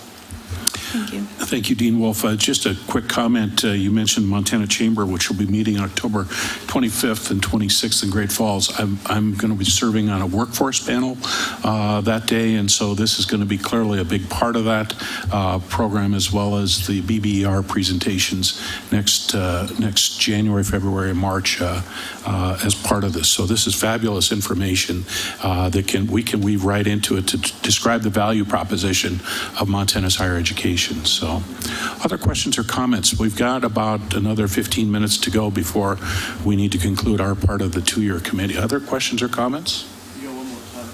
Yeah, we got one more topic. So, Deputy Commissioner Seck.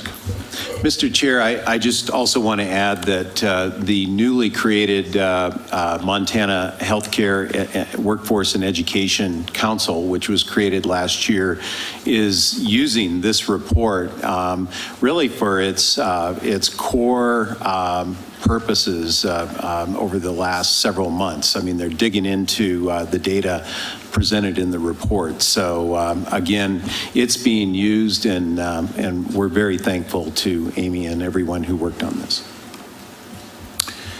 Anything else? Any other questions or comments?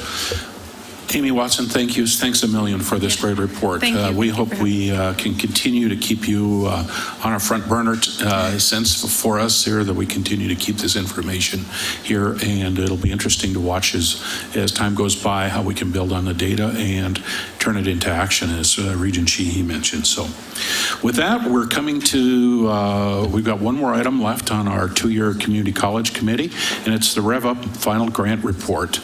Deputy Commissioner Seck. Mr. Chair, members of the board, 4 years ago at this meeting in Butte, we announced that the state of Montana received $25 million from the U.S. Department of Labor for the Rev Up initiative. And that grant was under the leadership of Dean Wolf and Great Falls College MSU. It's with true pleasure that Dean Wolf and Matt Springer join us today to provide a brief update on the outcomes of this grant, which are significant. And I'll turn it over to the Dean. Thank you very much. So I would just like to ask Deputy Commissioner Seck to be a little bit lenient on his yellow and red folders. What I want to say, and I just have to come back to just the previous report.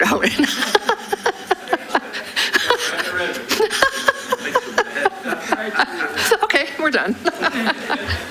I want to go back to the previous report in the fact that there are two things that stand out for me. And this is over for the whole state of Montana. It has really nothing to do with Rev Up. But I hope you all really looked at the real median income page on Amy's report. And I hope none of us can sleep at night looking at how low those wages are across the state of Montana. So I want you to think about that. And also the comment about we saw how people migrate across the regions. I hope we as a system will also think about, we are here to educate Montanans. And sometimes I think we do think too much on our regions that we serve, and we have so few people in the state. So I hope we can start doing that through collaborative work as well. And I also just want to add the data that Amy shared with Great Falls, it confirmed the data that we used during our prioritization process and confirmed that we made the right decisions. As hard as they were, we made the right ones, and it was so nice to have that confirmation. So, back on task. First of all, I do want to thank the Office of the Commissioner, even though he held up his red folder, for all of their support. I want to thank the Regents and certainly my 2-year college colleagues around this room and those who are at home. Certainly my colleagues at Great Falls College, MSU, my executive team, and all of the staff. This was a huge undertaking that we all took, and we've done that very, very well. We're very proud to have been the lead institution and to work with our partners for this. $25 million brought into the state, that was not a small project. And I'm very grateful that we had a big part of that. The project included 13 of our 2-year colleges, including 2 tribal colleges. Certainly want to recognize Dr. Yarlott for having been here yesterday and today and his work on this grant. We had 576 employers that were involved in this grant across the state. Certainly, the Montana Department of Labor and Industries have been a strong partner, as well as the governor's office. So we want to thank everybody for their work. The high-level successes of the Rev Up grant include that we initiated or improved more than 40 programs across the state. We purchased over $6 million in equipment. Dean Coppersmith was sharing with me yesterday what a difference that's made for City College. Significantly improved the alignment of the local Department of Labor and Industries job service centers with the local colleges. That's another collaborative piece that we've done.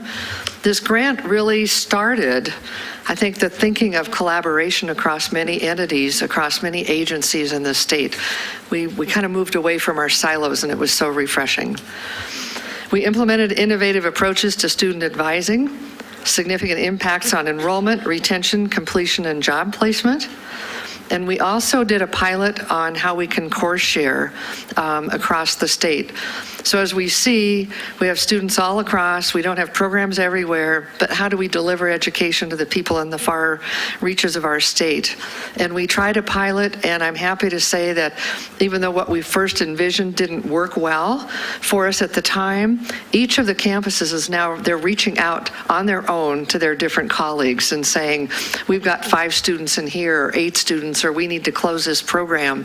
What can we do with you? So that came out of this grant. And again, that speaks to the collaboration. And that's probably my most impressive, or what I think is the most impressive win, is that implementation of collaboration across our state agencies and initiatives in the development of a cohesive model for upskilling our employees. The university system and Montana Department of Labor and Industries, the sharing of the data that you just heard, the sharing of employees through the workforce navigators. The governor's office was always right there with us in their Main Street Montana project. There's newfound awareness by and plans put in place by the Montana Chamber of Commerce, the Montana Manufacturing Extension Center, and Montana communities and businesses all needing to upskill their employees. So the bottom line is we engaged almost double the amount of students we expected to serve in this grant. We received fantastic feedback from employer partners, and we got students into jobs. Our state's TACT projects have put Montana on the map by demonstrating our ability to get things done. And now it's my pleasure to turn it over to Matt Springer, the project director for this huge, huge project. I can't thank him enough. It's been such a treat to work with Matt and all of our Rev Up team to make this happen. So, Matt. Thank you, Susan. Madam Chair, Mr. Chair, members of the board, thanks for having us today. I think it's apropos that I share a manufacturing metaphor with you. So if you'll excuse my describing students as widgets, Regent Greenfield in particular, I think for a long time our 2-year system has been able to focus as a machine on really the inputs. You know, what is our enrollment? How many students can we get into our system? And then on graduates, what are those outcomes? What are the workforce outcomes for those folks? And that's been awesome. What $25 million has allowed us to do is really take the hood off that machine and say, are there things that we can be doing better, and ask some different questions? For instance, what are the labor market outcomes for the students? What are the labor market student outcomes for the non-graduates, in particular, our most vulnerable student populations? What value are we adding to those folks? Are there ways that we can reduce the costs for students in particular and increase those labor market outcomes? So in many ways, we were able to look at both incremental shifts in terms of programs and program enhancements, and certainly many colleges made great strides with those incremental outcomes, and we also looked at transformative outcomes. Is there a different machine that would produce better outcomes for Montana and for Montana students? And we're able to begin the work of making some of those transformative changes and piloting some of those initiatives. So I'm pleased to say, particularly with those incremental shifts, we saw a lot of very positive outcomes and exceeded USDOL's expectations in many ways. And with the transformative efforts, I think we really gained a lot of more information. You've heard a lot of the data this morning. You've heard about employer feedback, et cetera. But reaching out to employers in different ways, engaging them in program design, et cetera, and really having big impacts on increasing the effectiveness of our college system and also reducing costs.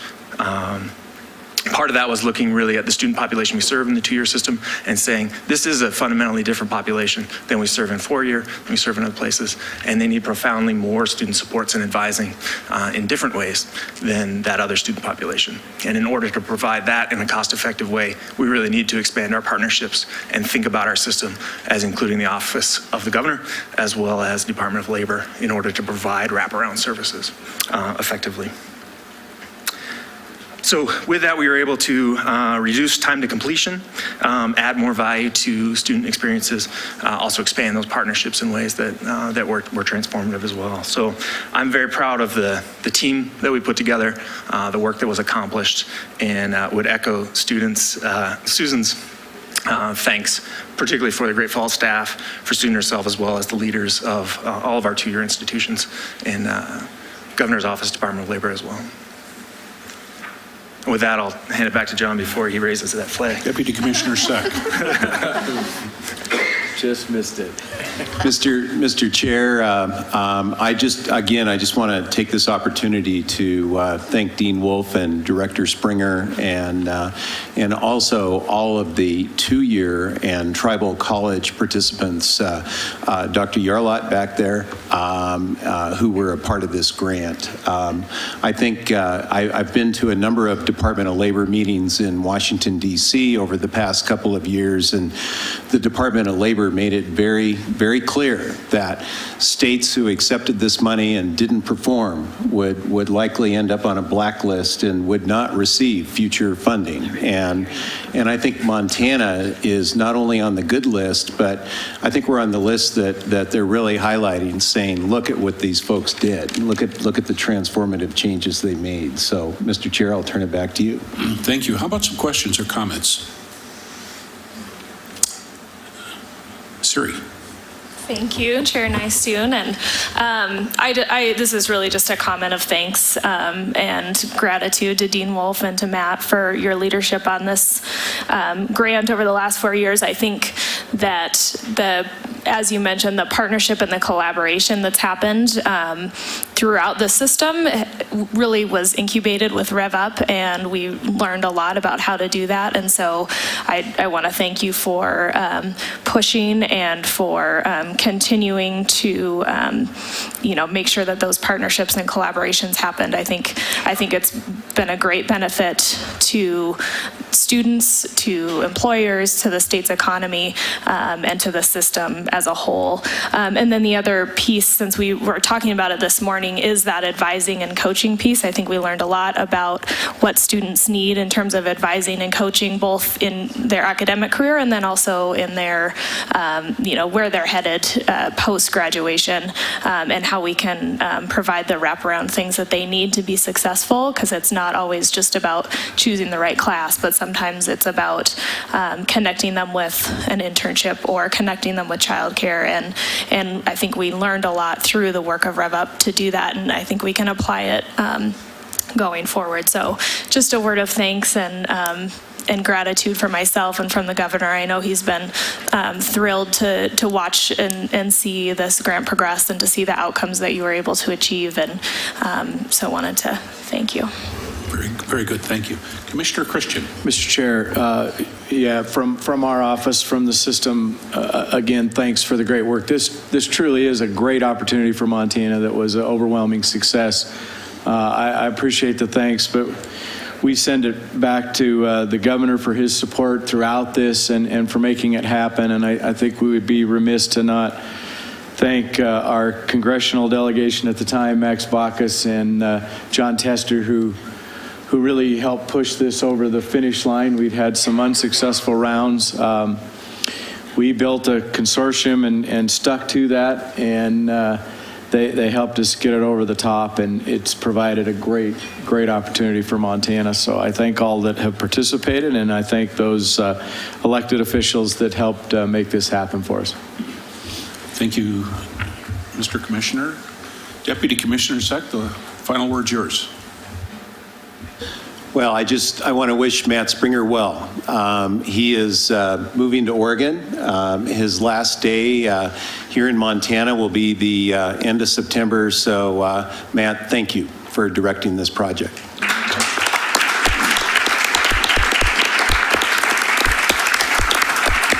Good luck, Godspeed. Stay in touch, Matt. Thanks again for all the heavy lifting you and Dean Wolf, your entire team did for this. The state is much better off as a result of what you've been able to do. With that, Madam Chair, I think that concludes the business of the two-year Community College Committee. So I'll throw it back to you. Thank you. Thank you. Outstanding. Thank you, Regent Nystuen. Thank you for your leadership on this committee, and certainly your background shows your passion and your commitment to two-year, and I thank you for that. At this point, I would like to welcome Siri, and I know, you're not smiling anymore, right? Or Still smiling. Still I gotta smiling. keep smiling. That would be a tough one to lose. It's a wonderful name. But on behalf of the governor's office, we're so pleased that you're here on behalf of the governor's office, and this is an opportunity for you to share. And again, help me to welcome Siri Smiley here to share some information. Thank you. Thank you, Chair Albrecht.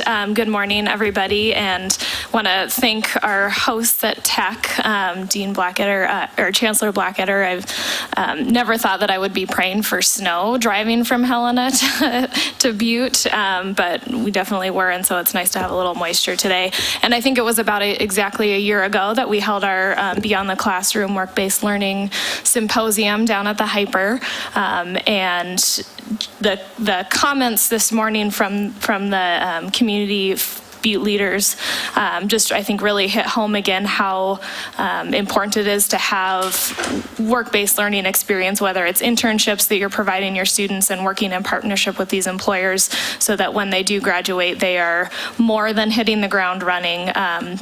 I don't know, since I wasn't here yesterday, if on the tour you guys got to ride up in the lineman's bucket as we did last year and get a great view of Butte, but thank you again for hosting that last year and reminding us about how important work-based learning, internships, and apprenticeships are as a part of this institution and as a part of this system. I also want to thank President Cruzado and Provost Makwa for hosting the governor at Gallatin College this year for the back to school tour, and similar to what we heard from the community panel, the photonics program at Gallatin College, it's in its second year this fall,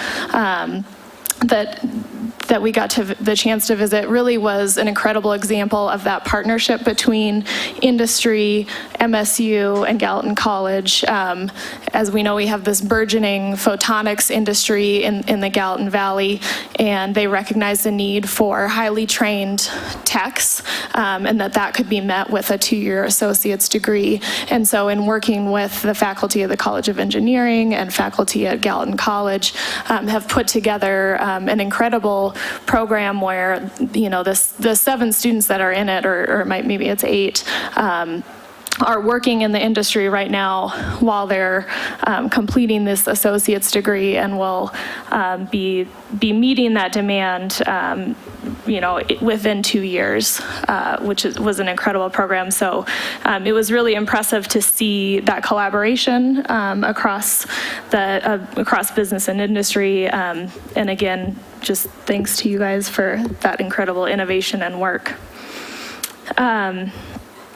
One other thing I wanted to highlight, Governor Bullock just wrapped up this summer his term as chair of Education Commission of the States.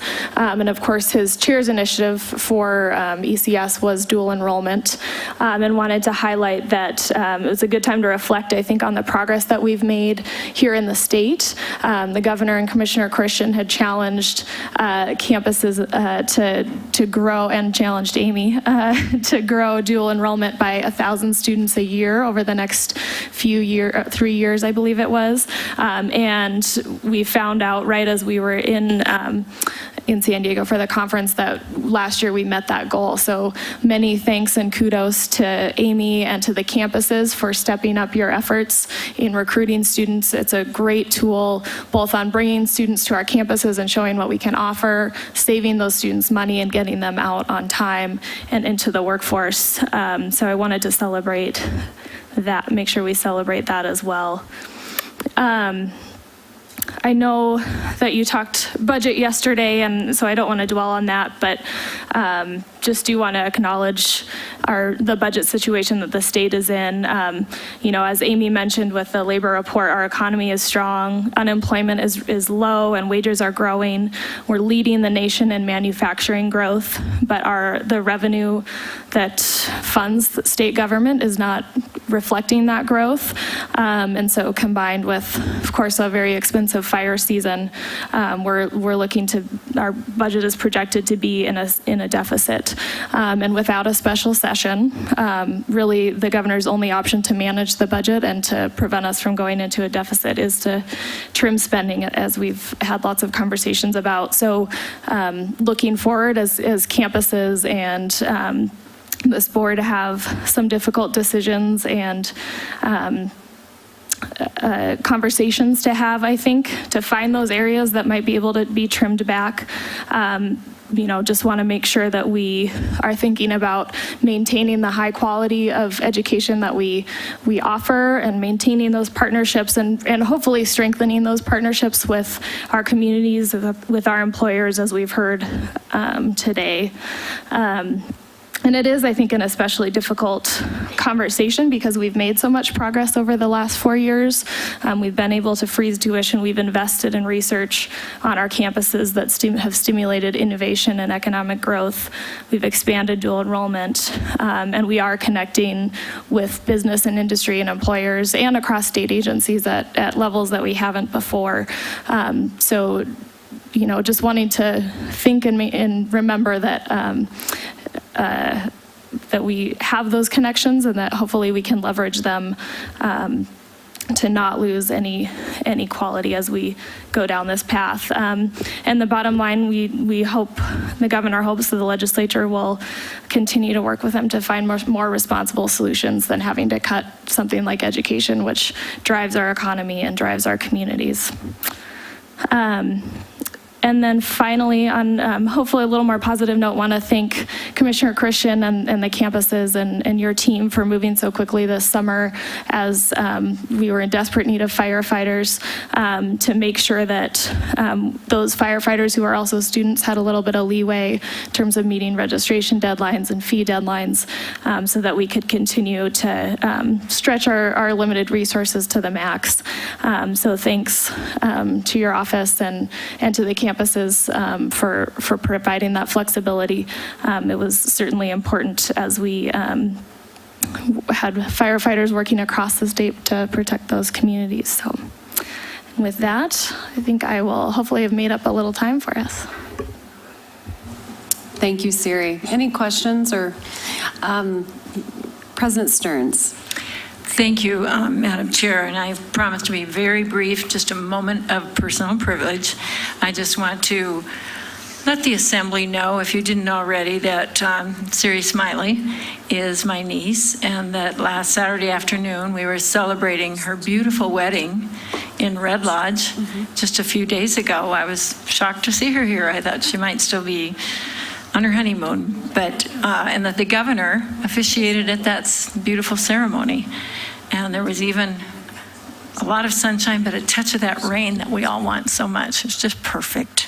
I'm very proud of her. Thank you.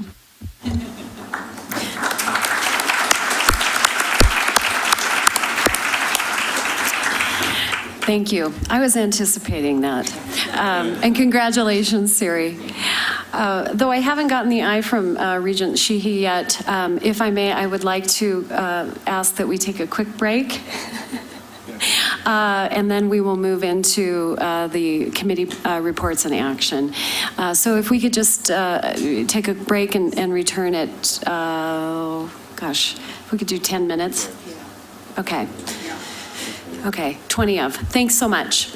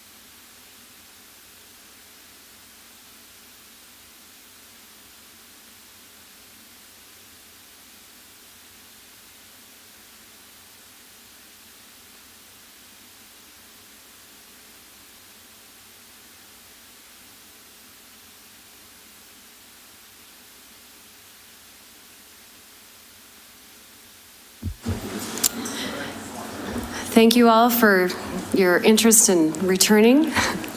I am now, we're going to go ahead and move on to the committee action items. And we're going to begin with the Budget Administration and Finance Committee areas. For the items of consent A through C, do I have a motion to approve items A through C on the consent agenda? So moved. Regent Sheehy has moved. Any discussion or corrections from members of the board? Campuses? Public comment? Seeing no further comment, I will call for the vote. All those in favor signify by saying aye. Aye. Opposed, same sign. We haven't broke out for credit. You can actually take B through S.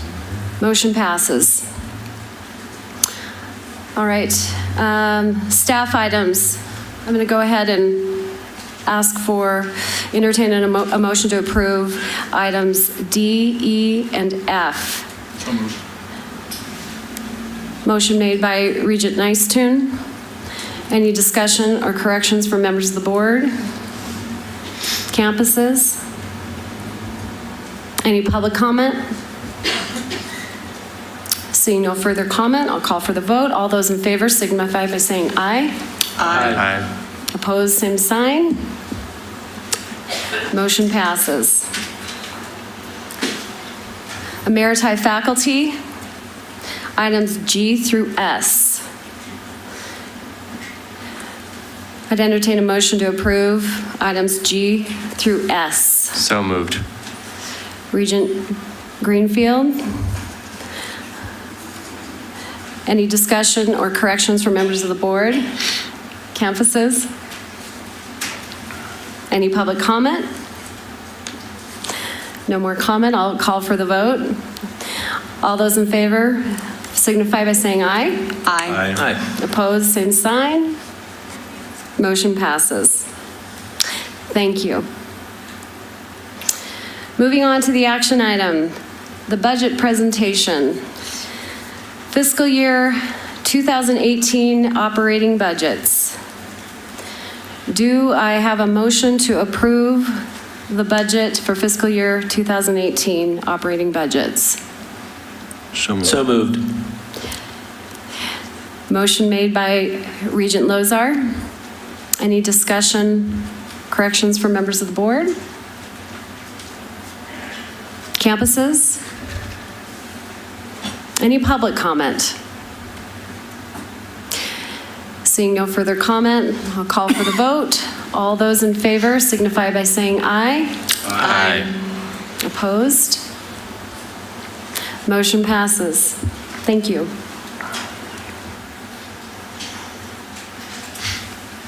Moving on to the, we're still on the budget committee. We are moving on to facilities. Item A, request for approval of additional planning and design of residence hall construction at MSU Bozeman. Do I have a motion to approve? So moved. Motion made by Regent Greenfield. Any discussion or corrections from members of the board? Campuses? Any public comment? Seeing no further comment, I'll call for the vote. All those in favor signify by saying aye. Aye. Opposed? Motion passes. Item B, request for approval to remodel the liberal arts building, west classrooms, restrooms, and electrical upgrade at UM Missoula. Do I have a motion to approve? So moved.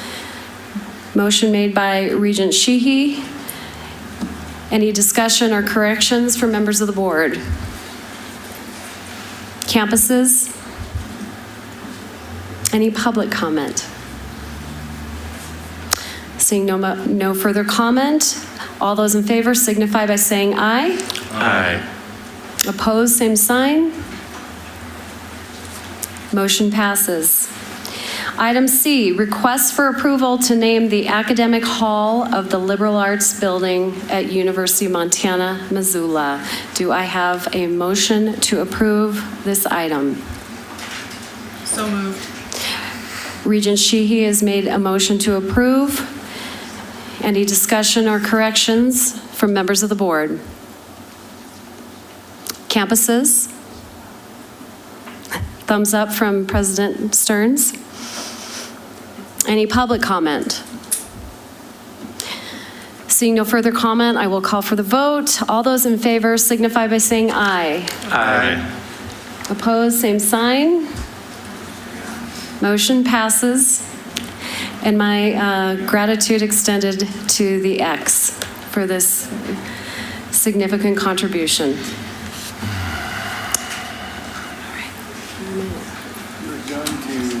Academic Research, Student Affairs. We are now moving to the Academic Research and Student Affairs Committee. 2 items in action. The first item is the honorary doctorate for MSU. Do I have a motion to approve item A? So moved. Motion made by Regent Nystuen. Any discussion or corrections for members of the board? Campuses? Is there any public comment? Seeing no further comment, all those in favor signify by saying aye. Aye. Opposed, same sign. Motion passes. Item B, Level 2 Executive Summary. Do I have a motion to approve item B? So moved. Motion made by Regent Greenfield. Any discussion or corrections by members of the board? Campuses? Any public comment? Seeing no further comment, I'll call for the vote. All those in favor signify by saying aye. Aye. Opposed, same sign. Motion passes. Thank you. Okay. The other items are information only, so we will move to the two-year and community college committee. And there are no items for action there. It appears that we have finished the committee reports and action. So at this time, I would like to invite members of the community, the public, to come forward with any public comment. Again, this is an opportunity for members of the public and the community to come forward. Good morning. Please state your name. My name is Steve Kirkhoff. Oh, let's make sure that's off. Yeah. Steve Kirkhoff. Thank you. Thank you. Thank you, Chair. Thank you, Commissioner and Regents, for the opportunity to address you on a matter that's been on my mind for, well, ever since it was announced in the bosom day of the Chronicle about 14 months ago, and that is the creation of a Center for Economic Analysis at Montana State University. There's a grant that goes along with this center. In fact, the center is only provided through the grant, and yet the grantees, Vince Smith and Wendy Stock, have spent up to $800,000, I think, per the terms of the grant agreement going back to whenever it was signed last year. I'm not quite sure what the process is and how we've gotten to this particular juncture. Finding this item on the agenda and getting here was no small effort. I know that there are a lot of people who are interested in just as I am, in opposing and in killing the Charles Koch Foundation funded Center for Economic Analysis at Montana State University, because we think it's an inappropriate endeavor for a private entity to take a limited amount of private funds and to leverage it into a long-term public commitment for the purpose of disseminating private ideology that he holds dear to himself and the Charles Koch Foundation believes in steadfastly. But that's not the job of researchers to enact and to be PR representatives for someone's pet ideology. And in fact, that's what's provided for in the grant. I've given you on numerous occasions detailed testimony, and I would also also reference Jim Getz, local Bozeman attorney's op-ed piece in the Montana Standard yesterday. I think he lays out the arguments in a pretty ironclad fashion. So if you don't trust me, I think you can hopefully trust the interpretations of the grant agreement given to you by one of Montana's premier legal minds and also a great friend of MSU. So it's out of no personal animus for the politics of the Charles Koch Foundation, which are, of course, diametrically opposed to my own, but I don't care. It's a pluralistic world we live in. He's allowed to believe in what he wants. He's allowed to disseminate his opinions wherever he wants, with the exception of a public institution in which he creates a grant agreement that basically makes the researchers into paid shills for his ideology. And that's essentially what's happening. Pardon my plain language, but I think if you have read the grant agreement, if you haven't, I hope that you will.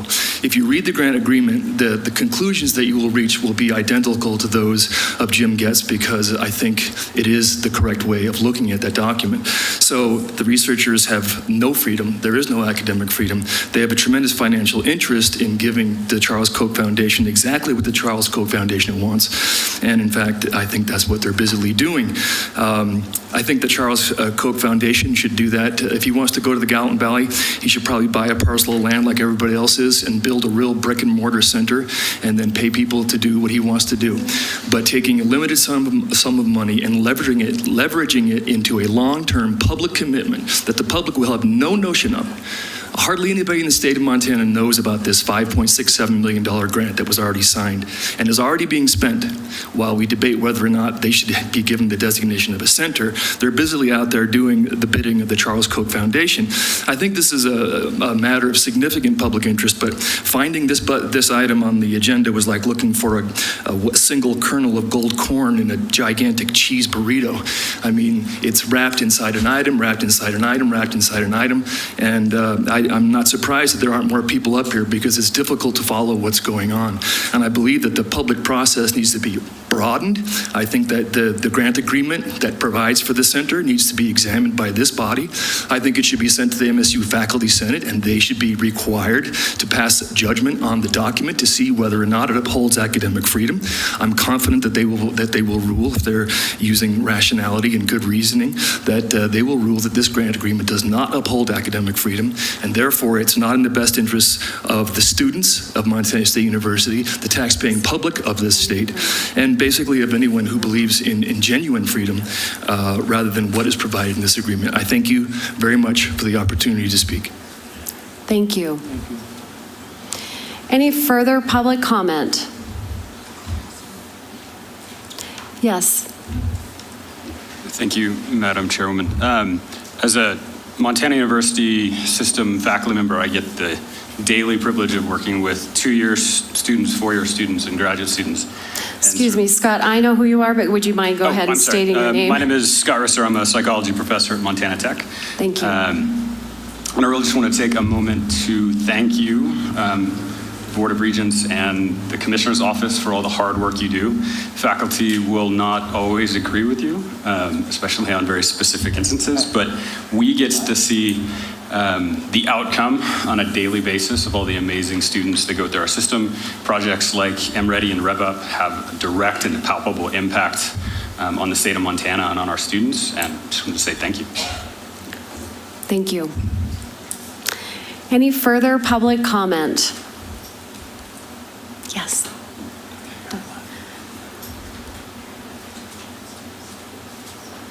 Hello, Dr. Yarlett. Good morning. David Yarlett, President of Little Bighorn College. Also serve as the chair for the Montana Tribal College Presidents Association. And I also chair the American Indian Higher Education Consortium also, along with chairing the American Indian College Fund. So it keeps me a little bit busy, but I just want to thank the Chair, Madam Chair, the Regents, Chancellor Blackletter for hosting or allowing us to be involved with this process. We have come a long way in not only the state of Montana recognizing the tribal colleges, the relationship has gotten better and better, and we really appreciate that.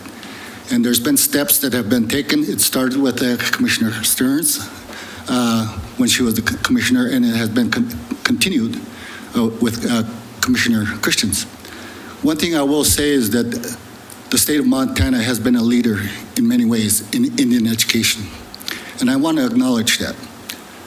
Not only did Montana adopt Indian education for all in the state of Montana, but also the non-beneficiary funds from the state of Montana for our tribal college that enroll non-native students. And this is another step allowing us a place at the table in the Board of Regents. And I want to acknowledge that we really appreciate that. Not only do we provide the same opportunities for our students that are place-bound, that are not able to go to universities, but we provide hope so that they can continue into the university systems. And the continued work that has gone on, and people coming and visiting our campuses and recognizing some of the challenges, the unique challenges that we have. And also, I appreciate the opportunity to sit and listen to the presentations and the reports, because those things are really important to us also, because what can we do better to help the university system? So thank you very much. Thank you, Dr. Yarlott, and thank you for your service and leadership. Any further public comment? Additional public comment?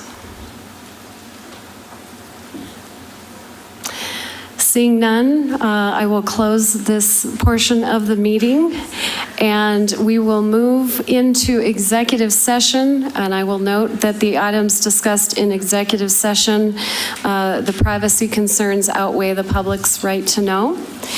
And at this moment, I will go ahead and thank you all for being here. Thank you to Chancellor Blackadder for your warm welcome to this fabulous campus that we take such pride in.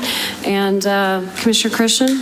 Madam Chair, two things. One housekeeping item that I failed to mention early on, but I want to make certain everyone knows we are moving the May meetings in the future to a Wednesday, Thursday. We visited about it, and we just decided that it almost always falls on Memorial Day weekend. We just sort of feel like having everybody in the MUS on the road on one of the busiest travel days of the year doesn't make a whole lot of sense, so we're going to move them to a Wednesday, Thursday, much like the September meeting. So look for that on the schedule. Make sure you get the change made. Many of you, like me, when those things come out years in advance, put them on, and I just want to make sure that we call it to everyone's attention. And then I'd also like to just say, as you know, Amy was gone, wasn't feeling well, but not new to OCHI, but new to this role is Heather Hanser, and she got quickly thrown into the fire and did an excellent job navigating the meeting for us, and appreciate her stepping up to the plate and filling in for Amy's. Thanks, Heather.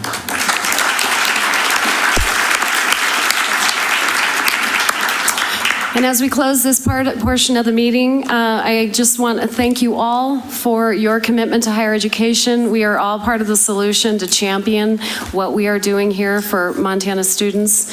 Please continue to keep the dialogue going so that we can govern in the best ways in the best interest to move our state forward. Thank you so much, and safe travels. This portion of the meeting is adjourned. It will be formally adjourned following our executive session. Thanks so much.